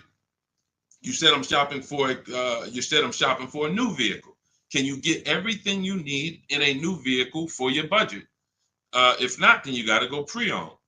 And then now what you're doing is you're going to the market and if let's say you're shopping for a new vehicle, because you said I'm shopping for a new vehicle, what we would do is we're separating the finance from the purchase of the car. See, because I could already tell by your statement, you're going to go in mixing them. And what I need you to get is, you're giving dealers, anytime you buy a car from a dealer and you give them a loan, you get your loan from them, you've actually given them 2 transactions. You've given them 2 transactions. Buying a car from a dealership is one transaction. Getting a loan from a dealership is another different transaction. And you're never going to get the best deal doing that, because you're not bidding out the loan. What we do is we bid out everything. Every part of our car buying transaction, we're bidding it out. So we're bidding out, let's say you're searching for a new Honda Civic. Okay, there's 25 Honda dealers within 100 miles of me. I'm talking to all of them online. You use my way, you're doing it by email, copy and paste. You do it your way, you can call around, ask for the managers. But I want to find the Honda dealership that's going to sell me a Honda Civic that I want for the lowest price. Who's going to beat everybody? Now, once I find that person or that dealer, now it's time for me to bid out my loan. My loan gets bid out by me reserving my car with the dealership. Hey, Honda, you already got. See, when you do this, what you're going to get is you're going to get a buyer's order, and you're going to say to the dealer, okay, I'm going to go shop for my own financing, but if you could beat the rate, you can have the business.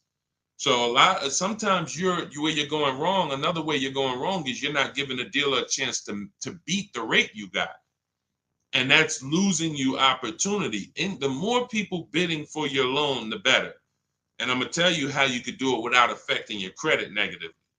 So this is all what I call the bank bidding war. This is in my books, the bank bidding war blueprint, because like I said, we bid everything out. That's how we get these deals that we get, that you see people get. So the point is, we lock up our car, we go home, we have our banks bid, we have online credit unions bid, online banks bid.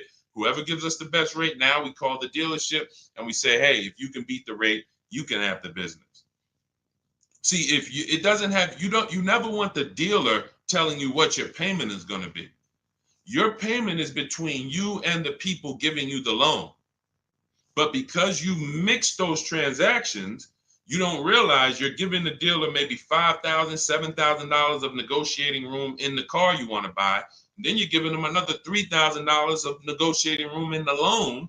So they have all of this money to move around, and then God forbid you trade in your car. Now they got another $3,000 of wiggle room in that. You're giving them all three transactions. And that's why you're wondering, oh, I hope I could get a good deal. You can't. You have to separate these transactions and do them at home so that you can bid them out. So that's what you would do. If that's a process I call the 25 to 5. And as you can see, you don't need a lot of time to work our system. Ansley, I want to say, where's Ansley's deal? I think he got his car, he got his below market deal in like, look, he said right here, he said, I started the process Saturday. I accepted a deal Monday. Got the car delivered Thursday. So for those of you, if you're like, man, Deshaun, I need a car in 3 days. Ansley started the process using our process Saturday, accepted a deal on Monday. This does not take, this is a 90-minute to 3-hour process to get below market deals. This isn't days. I would never spend more than, I haven't spent more than 90 minutes to get any deal. My Infinity truck, all my leases I had, I never spent more than 90 minutes to get any of these deals. But you can see here, he got a 2024 Infinity QX60 Lux. MSRP was $58,000. Huge discount, multiple offers. He got a 1% lease. That's a $554 a month payment. It's a $58,000 vehicle. It's people paying $554 on $35,000 vehicles, leasing them. You got to understand, bidding is how we do it. Bidding is how we do it. So it doesn't matter if you need a car ASAP, you want the blueprint. Get your copy of Cars from Home, 7 Steps to Saving Time, Money, and Avoiding Dealerships. Now, you could do this manually too. Again, I don't care how you get multiple offers. I prefer you to use our way because our way is proven. We have dozens and dozens of people that we can show you today, and we have hundreds of people you can see all over my pages and the comments who've been using this stuff since 2021. But I don't care how you get multiple offers, just get them. Because the money savings is in multiple offers. If you're looking at a blue used car and you're like, man, this dealer right by my house got this nice blue Chevrolet Cobalt, I don't care. Just understand there are hundreds of that same vehicle all around. And that instead of, see, what they want you thinking is this is the only one like this, so that way you can come deal with them, and then whatever way you can negotiate, there you go. Once you understand that as an ex-car salesman, I can tell you, even the most rare G-Wagon, there's more than one of them. That's the most rare cars, there's more than one of them. Very few cars are one of one. And these mainstream cars, Hondas, Fords, Toyotas, when you see them on dealers, Mercedes, there's hundreds of this same car. My job, your job, is to get offers from multiple dealers so that you find the dealer who's going to sell you the car the lowest. Lock that into your mind. All right. And this is what the Cars from Home system is about. So grab your copy of Cars from Home, 7 Steps to Saving Time, Money, and Avoiding Dealerships. You'll have the whole blueprint. In my TikTok bio, you get yours for 75% off. That's my welcome offer to you. So normally the book's $97. It'll be in your inbox in 2-3 minutes. But if you get there before the 30-minute timer goes to 0, you can get your copy for 75% off, which is $25. In my TikTok bio, my Instagram bio, the YouTube comments, or the Facebook comments, get there before 0. All right? Go ahead, Dolan, shoot the next question up. Let's go. Can you negotiate a buyout from a lease? Not usually. I haven't seen it because your buyout price is set on the contract. So when you lease your vehicle, the buyout price is established and the bank has already determined what they're going to resell the vehicle for. So they estimate based on what you tell them you're going to use their resale value. So if you tell them you're going to use 10,000 miles per year for 3 years, they're expecting the vehicle to come back with 30,000 miles on it, and they're anticipating what their market value will be to resell the vehicle based on 30,000 miles. That's why when you bring the vehicle back with 40,000 miles, you must pay for that because they've already anticipated our sale is based on 30,000 miles and you brought it back with 40. No matter what dealers have told you, they have never made your mileage penalties disappear. You cannot make mileage penalties disappear. What they can do is they can cut them a check, which is rolling those mileage penalties into your next deal. That's what happens. But how many of you are getting calls from dealers saying, come on and we'll get you out of your lease early? Come on and we'll get you out of your lease early. Come on and we'll take care of the remaining payments. How many? Type me if you're getting those calls or if you're getting those letters. Hey, we'll get you out 6 months early. They're not doing anything but rolling your payments into the next car and hoping that you'll be okay with the new payment. But if you waited until you didn't have this baggage, you can literally make a deal without the baggage. So yes, you might be able to achieve 500 a month with the baggage, and maybe you could afford 500 a month, so it's okay with you. But if you were patient, you could literally make your deal when you didn't have the baggage, and the same car you got for 500, you could get for 400 a month.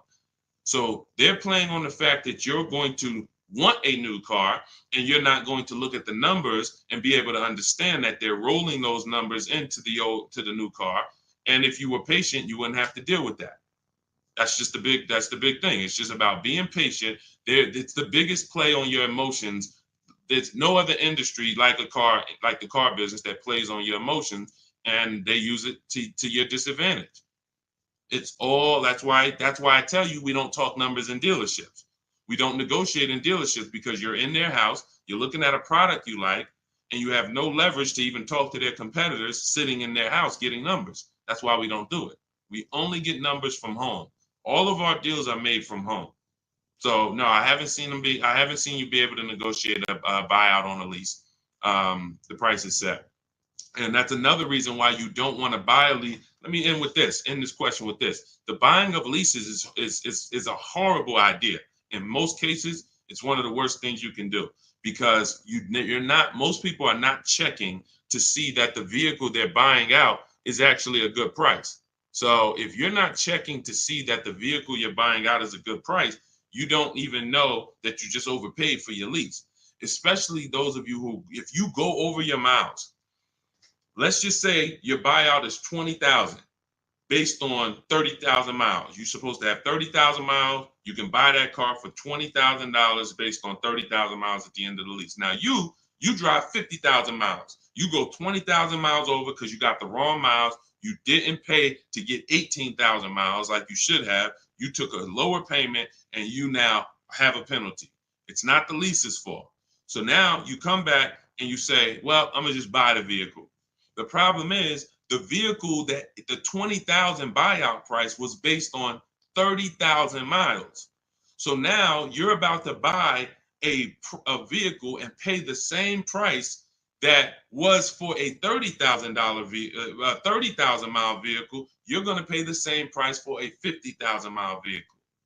So you buried yourself and you've bought something well above what it was worth.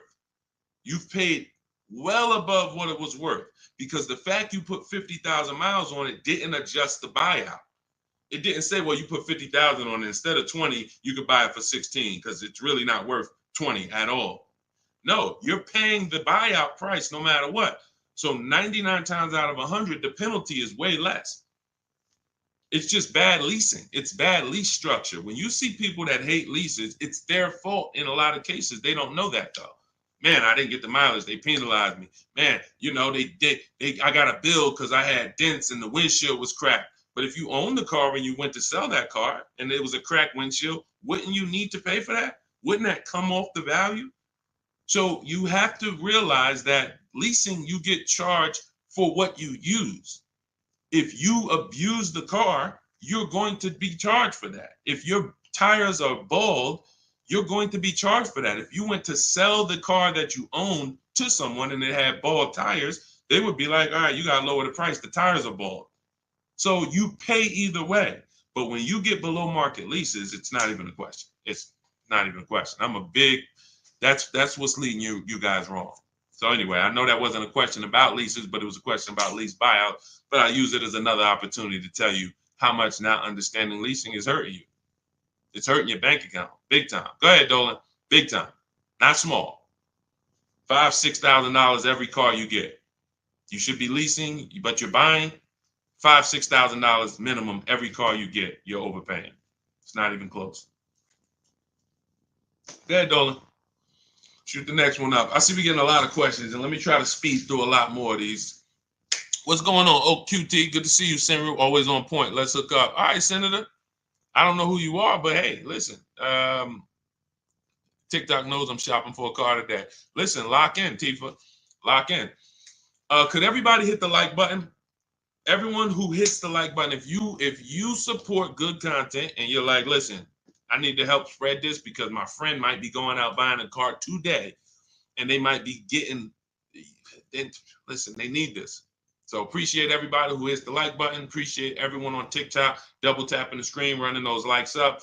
We can't spread this message without you. All right, Chef Champion. What do I do if I bought a Jeep Grand Cherokee and the value decreases faster than the payoff? That's normal. That's normal. See, and now watch this. It's based on your loan. So now, again, you want to remember this. This is a basic lesson on depreciation.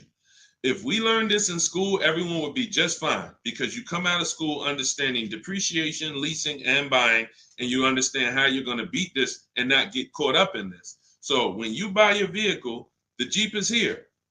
The depreciation is here. The next day, if you buy a vehicle for $40,000, you go back the next day, it's not worth $40,000. You've already owned it. It already has 10 miles on it. Even if you didn't drive it, literally because it's been owned, it's depreciated. So it went from 40 to 36 the day you bought it, 34 the day you bought it. And so depending on how much you overpaid, it could drop even more. If you should have gotten a $7,000 or $8,000 or $10,000 discount off the car, but you didn't get a discount because you don't know how to make dealers bid and you're trying to negotiate and you don't know about rebates and all that, you overpaid. It doesn't change the fact your car is going to depreciate based on the market value of that car. So when the market sees that some people are getting $7,000 to $10,000 off of the new ones, your 1-year-old one becomes worth even less. So depreciation is what you're trying to avoid, but you can avoid it by, you can't change what the vehicle is going to do. Pay very close attention to this. You cannot change. If a vehicle is going to depreciate like this, there's nothing you can do to change that. The only factors you play is how much you drive. High mileage drivers, you're depreciating like this. Your slope is steep. You're putting 100,000 miles on cars in 4 years.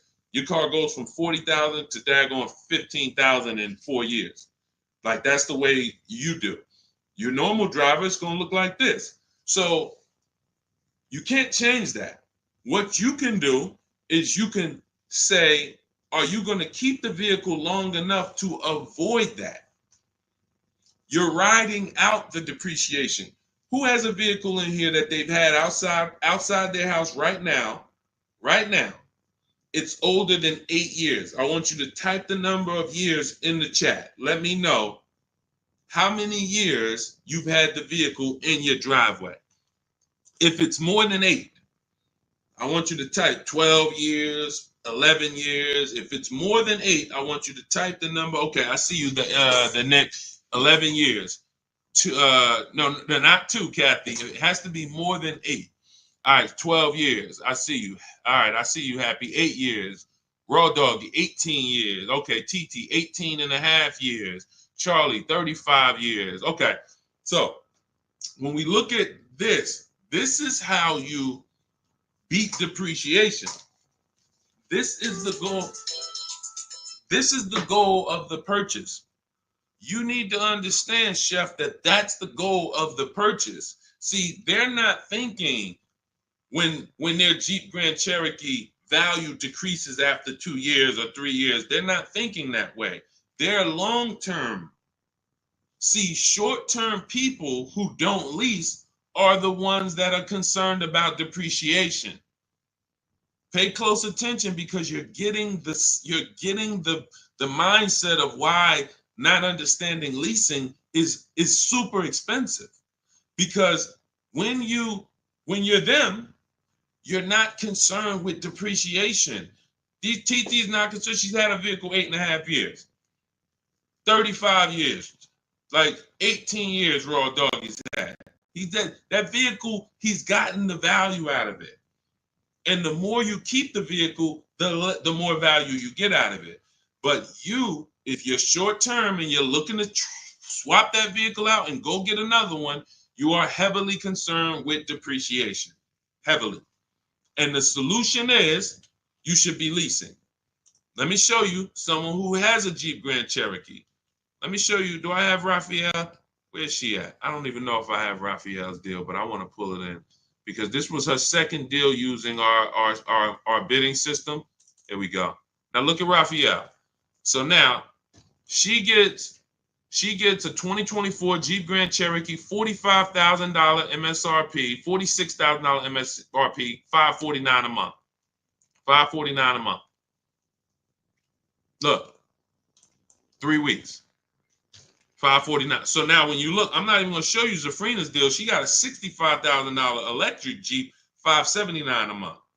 So when you compare what it costs them to drive these trucks, brand new, no money down, they literally give them $579, drive off. Raphael gave them $549, drove off in her truck. That's different than you buying this whole Jeep Grand Cherokee. Same price vehicles they're buying, call it close to $50,000.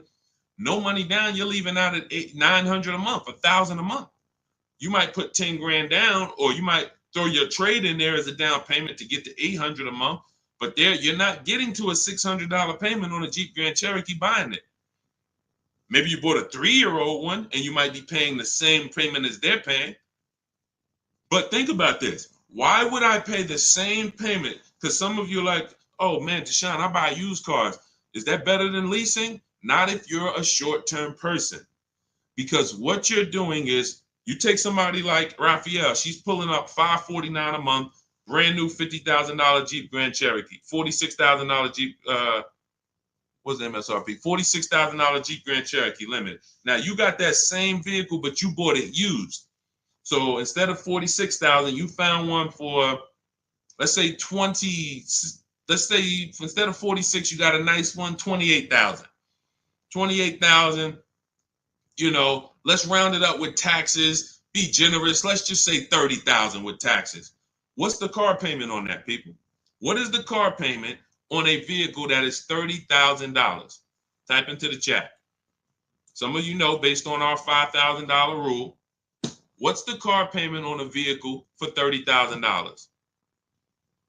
Thank you, Happy. $600. Thank you. I love, man, my people on point, man. I'm proud of you. I'm proud of the people that's on point, locked in. I know y'all. I don't have to worry about y'all. So $600 a month. Now look at this. That's if we found a used one at a great price, 20-something thousand, high 20s with taxes. We at 30. So we're leaving out the dealership paying $600 a month for a used vehicle, 3 or 4 years old, 1 year warranty left, or potentially no warranty after a year. So versus someone who's driving a brand new $65,000 Jeep Grand Cherokee electric, $579 a month, or like Raphael, who's driving her limited for $549 a month.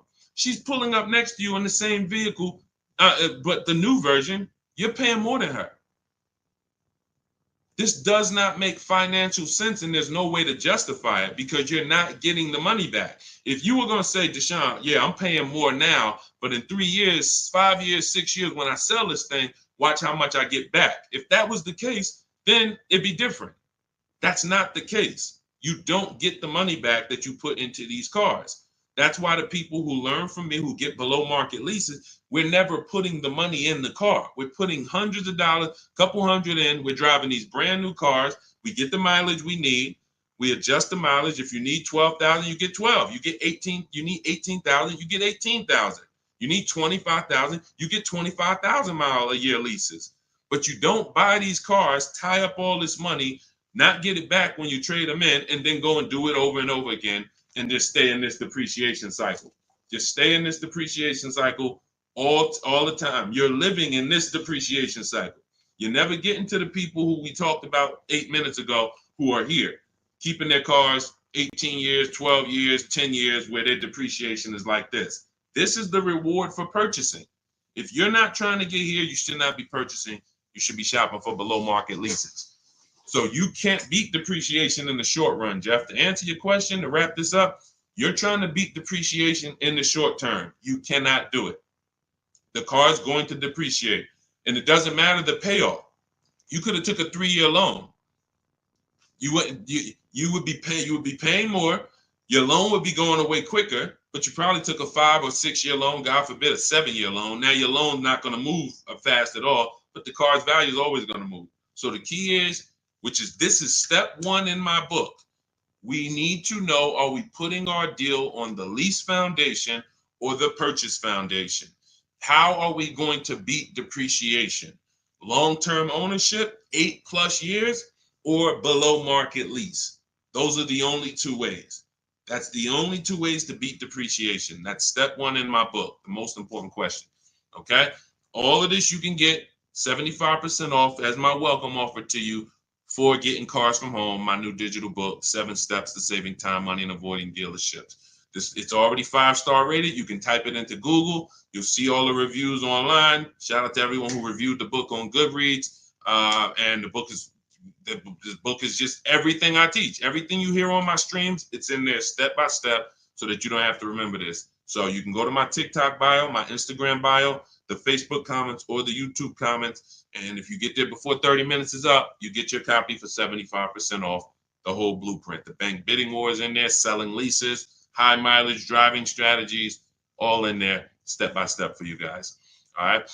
Once you get your book, make sure you screenshot the thank you page, though. As soon as you pay, you're going to see a page that says screenshot this page. You can open the book link there, but you'll also have my support team's email, because sometimes you're typing fast and you type your email wrong, and we can't send the book to a wrong email. So make sure you screenshot that page so you can have the support team's email. Go ahead, Dolan, shoot the next question in. Hey, what to do if I'm upside down and need a new vehicle? Well, you can only get out of negative equity 2 ways. This is also in my book. You can pay the difference, or you can move it over, transfer it. Now, the third option with negative equity is you don't get a car. This is what I call the bad credit for people with good credit. Negative equity is the bad credit for people with good credit. Because when I was in the dealership, some of you know I worked for Mercedes for 5 years, General Motors 5 years. The only people who couldn't get a car, who had great credit, was people with too much negative equity. So what you're looking for is you're looking to see, doing the equity assessment, what is the most I can get for my car? Because let's say the dealer tells you your car is only worth $14,000. but you owe $16,000. They're going to tell you you have $2,000 of negative equity. That's why we never get our prices of what our car is worth from a dealer. We do this from home during our equity assessment. This takes us 20 minutes. We go on CarMax.com, Driveway, Carvana, Kelly's Blue Book Instant Cash Offer, AutoNation, and Car Guru, Sell My Car. This is 6 cash offers that we're going to get in 20 minutes. So now these are the most competitive offers we're going to get, and that's going to tell us the least amount of negative equity that we would have. So if the highest bidder from the online buyers pays you 18 and you only owe 19, then you have $1,000 of negative equity. I would come up with 1,000 and sell to the highest bidder. This is what I call paying the difference. Why is that the first option? Because you can now shop your car deal, get bids for your new car, and you don't have to bring over baggage from your old car.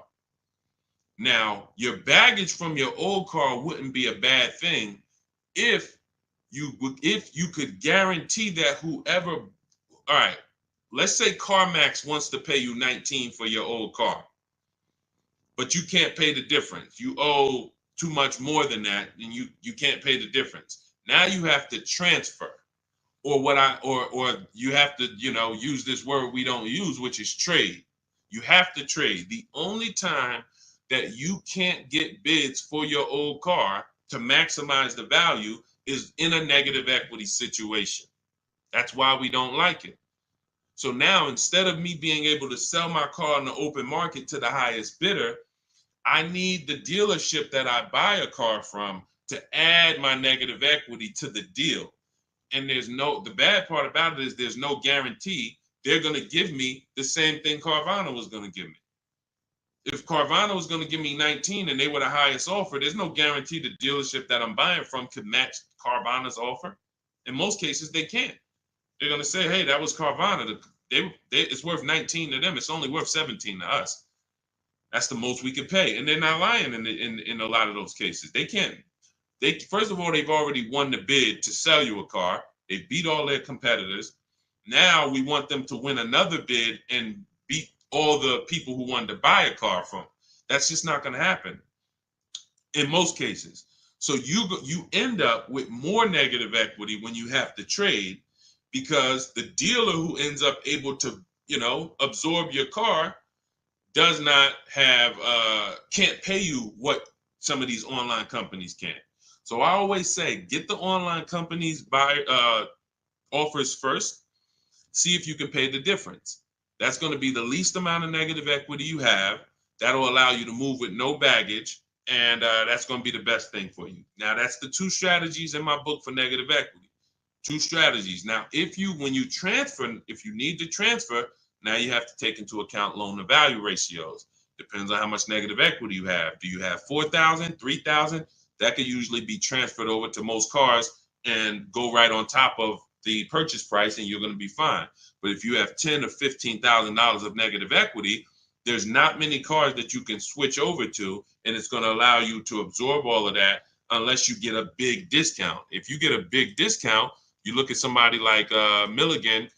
Milligan gets, $27,000 off her. Where's her deal at? She gets $27,000 off her Mercedes EQE.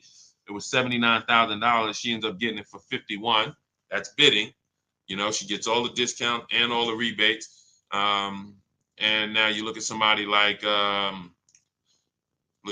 Kimberly. Kimberly gets $20,000 off of her Maserati. $86,000 vehicle, 87. She gets $20,700 off. If she had to roll over 15 grand of negative equity to this deal, she could do it. So the bigger the amount of negative equity, the more you need to search for a car that has the best offer on it, the below market offer on it, gives you a lot of rebates, a lot of discounts, 7, 10 grand, 12 grand off, so that you can roll that negative equity over. And 99 times out of 100, you should be rolling it over to a lease, because once the lease is paid off in 3 years, you're gone, and the negative equity is gone. And it's a hedge, because this has happened to people. They didn't plan on it, but they'll roll over 5 grand of negative equity or 10 grand of negative equity to a lease. Vehicle gets totaled. Gap insurance kicks in. They go out, they get a new car, and it's fresh. So with a lease, you're burying the negative equity into the lease, and you're paying it off in 3 years, and then you're fresh. And in the case of a, God forbid, total, or the vehicle stolen and not recovered, it's gone. Negative equity is gone. So it's the best way. Going from a negative equity situation to another finance makes no sense to me, unless it was an emergency and you had to switch cars. That's the only time, like you were planning on keeping the car 8 years, 10 years, but there was an emergency. Maybe your wife had triplets and the car doesn't work anymore. Now you have to go and get a bigger car, but you're a long-term person. That's the only case.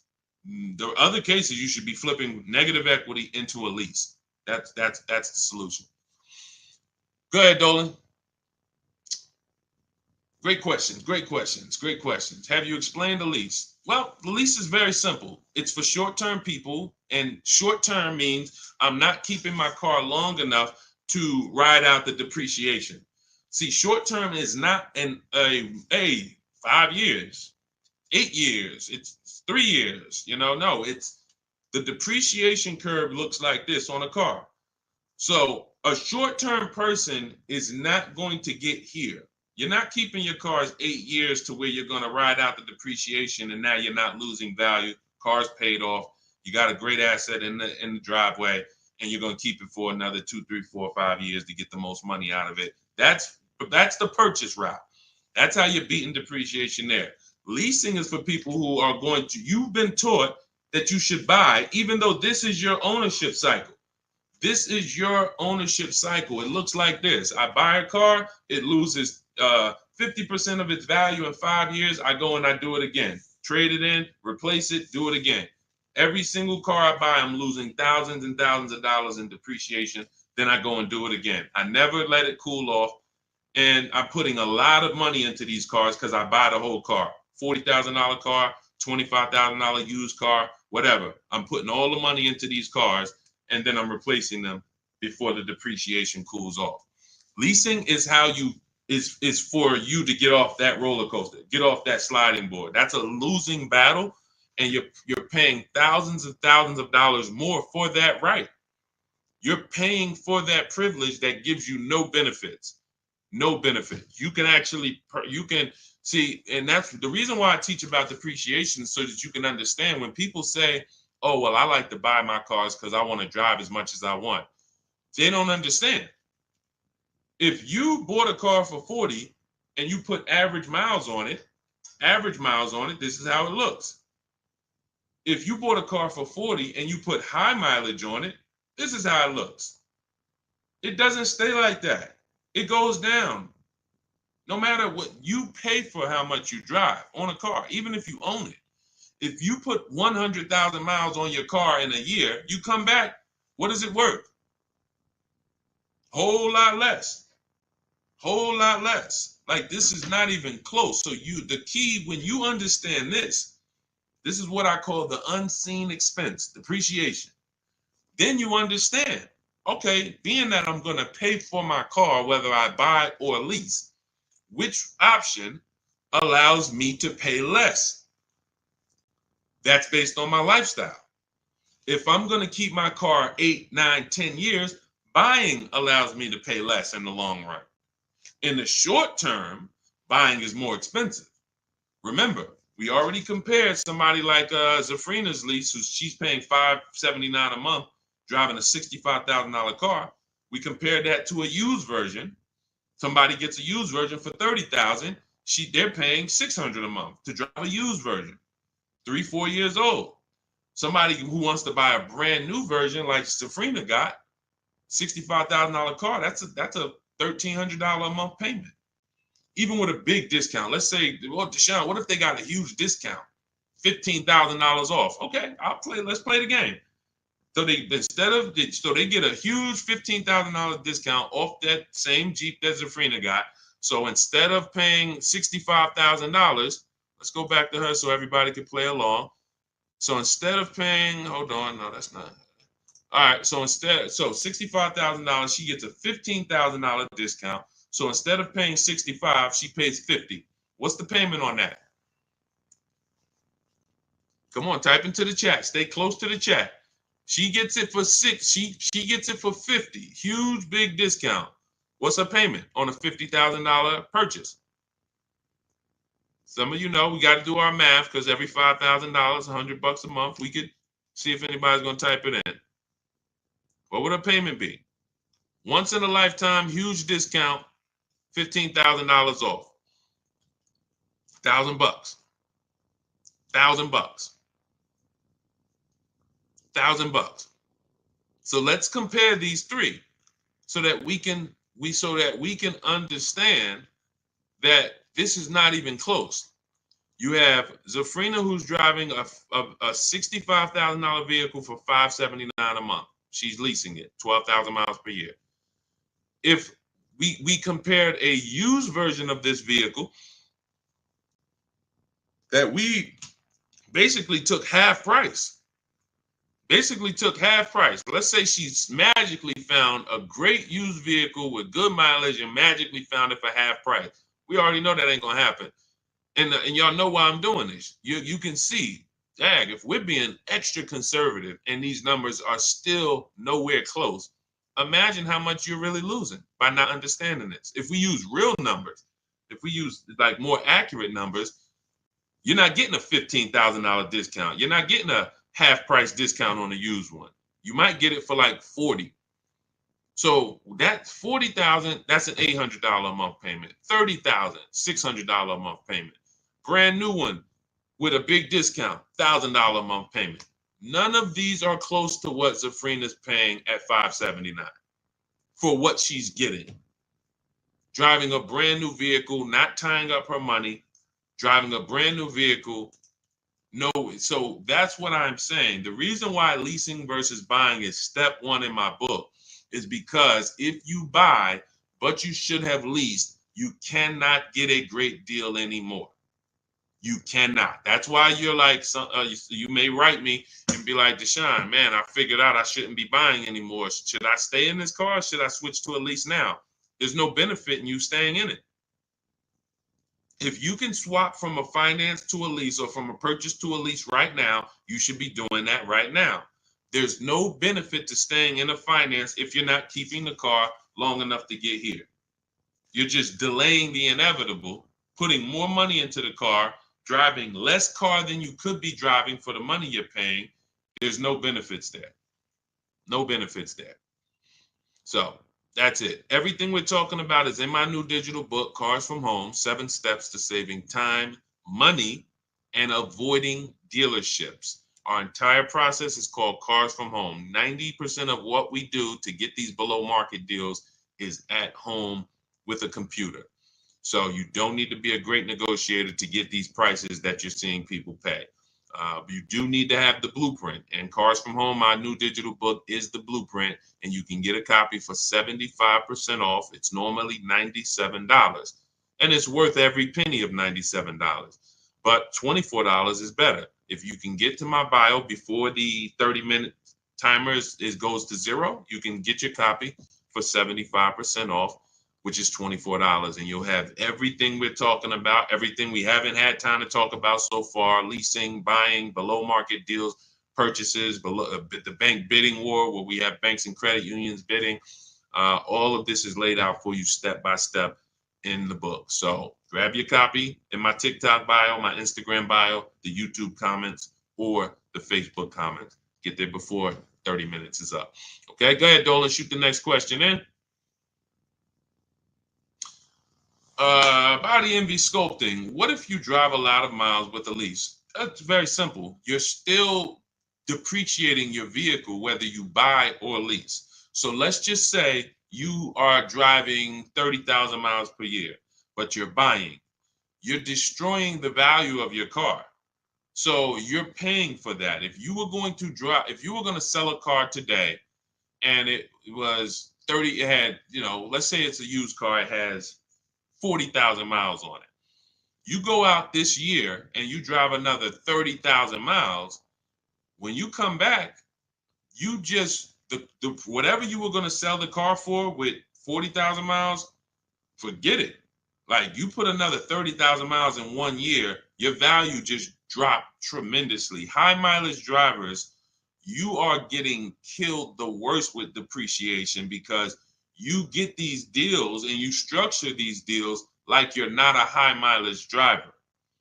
That's why when I was at the dealership, some of you know I've spent 14 years in dealerships, 4 years in my own brokerage, 5 years in Mercedes, 5 with General Motors. So when I was in the dealership, people would come in, and especially when Uber first started, and they would have like a 5-year-old Honda, but it had 250,000 miles on it. And that wouldn't be a problem, except they still owed like 12 grand on it. That's the problem. So it's not that you're structuring your loan in a way where you drive. The only way for you to not have big negative equity every deal, 10 to 15,000 or more, is you would have to be putting that money down. You would have to be making large down payments to stay out of negative equity, being a high mileage short-term driver who's trying to replace their cars in 3-4 years, because it's inevitable. And then you'd also have to or you'd have to take a shorter loan. That's people's solution for high mileage drivers. You should either put more money down so you can avoid negative equity, or you should take a shorter loan. So instead of a 6-year loan, you should take a 4-year loan. Now, if you're just doing this mileage based on your normal life, business, your profession, then you should be leasing. If you could predict the mileage. If you can predict the mileage, then you should be leasing. And I'm gonna tell you where I learned this. I learned this from a customer when I was a manager at Hyundai. I was a manager at Hyundai for 6 weeks. Dealership was not for me, but 6 weeks I was there and I learned something very valuable. I was helping a guy return his lease. He had a Hyundai Sonata, and I looked at the mileage because we have to get the mileage at the end of the lease. It's 72,000 miles. And I asked him, I said, you lease this? He said, yeah, I always lease now. I used to buy it and I always would have negative equity. All I do is lease now. I pay a little more and then I drive my 25,000 miles a year. I get my 25,000 mile a year leases and that's it. I come every 3 years, I get me another one. He was in sales. Since then, I've been telling any one of my clients listen, let's take a look at a lease. Because when I looked at his payment, if a great deal on a Hyundai Sonata at the time, why my nose itching? If a great deal let's say a great deal on a Hyundai Sonata at that time might have been $350 a month. Let's say he was paying $550, $525. You know, he wasn't paying $800. He wasn't paying double. He was literally paying like $175 more per month to drive 25,000 miles a year. Huge, huge benefit. Now, if you don't know how to get good lease deals and you go and you try to do a high mileage lease, then it's going to suck.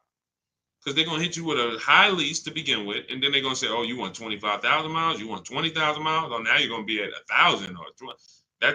But if you do like what Jen did, Jen she uses our system. She gets her bids for her Honda CRV hybrid, very popular vehicle, has been for the last 3 years. She gets a $39,000 vehicle, $512 a month, no money down.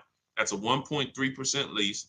And then she adjusted it from 12,000 miles to 18,000 miles. Payment went from $512 to $563. Look. And then after that, she put money down because she wanted to lower her payment.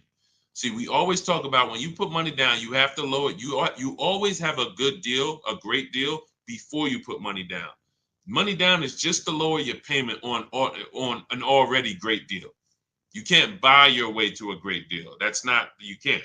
So she had a 1.3% lease, and then she bumps it up to $563 a month.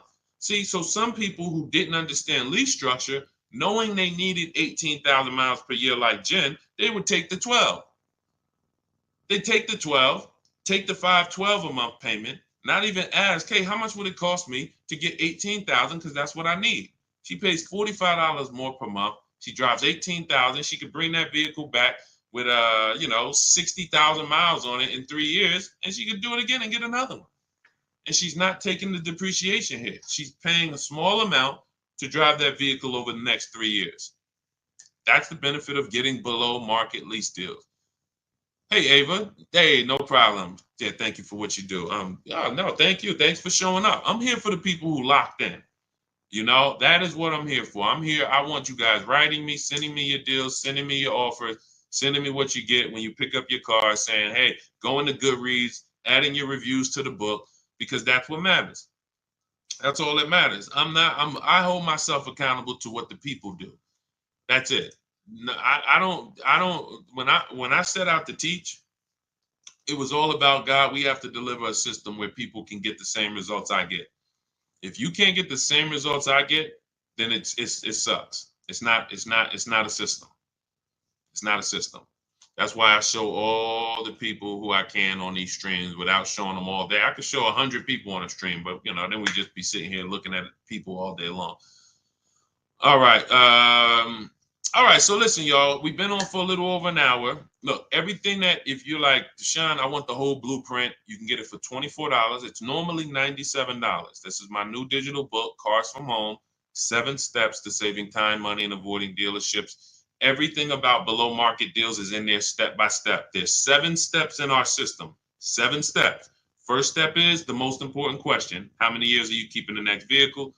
The second step, what did I say? First step? First step is the most important question. Second step is the equity assessment.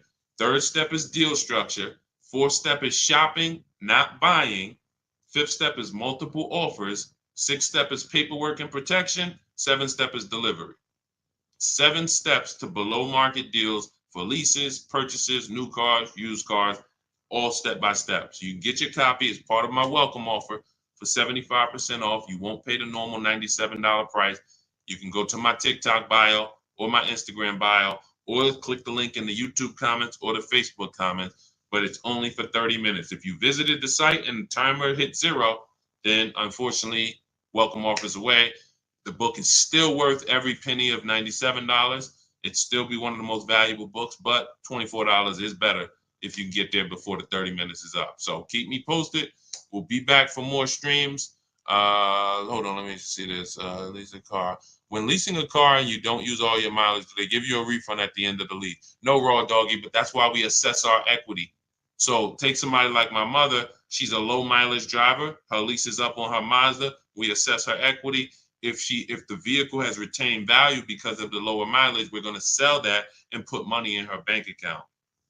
So even if we have a vehicle, leasing is also a hedge against vehicles for vehicles that don't lose value a lot, be it through natural depreciation or be it through I bought 15,000 miles. I thought I was going to use it, but I only use 10,000 miles a year. So now I'm 15,000 miles under. Okay. Let's assess the equity. Let's see if we can sell that vehicle, put $2,000-$3,000 in your pocket, and then now that's a bonus. You basically leased and got a rebate at the end.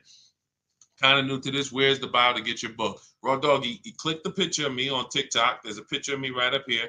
If you're on Instagram, same picture of me. It'll take you to my profile, and you'll see a website there, a link. There's a link there, and then you click that, and then click the button that says 75% off new book. Okay, all of you who have been asking about the Shop with Deshaun program, you can certainly go to my bio and see if you qualify for that. I do shop with certain people all around the country for people who want a more personalized learning experience. Some of you are done with you. You might be a done with you person. So if you're a do-it-yourself person, that is the blueprint. Cars from Home, 7 steps to saving time, money, and avoiding dealerships. That is the blueprint.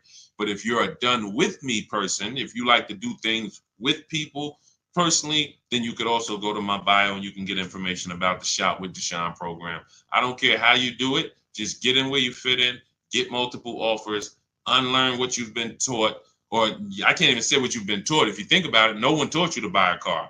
They programmed us. We didn't go into school. We didn't learn. This is how it was like. It was a programming. So that's why we have to unlearn that and relearn the new way. And then, the success is guaranteed. So God bless you. I will see y'all on the next stream. Everyone who got the book, congratulations. Use it. Win all day. God bless you.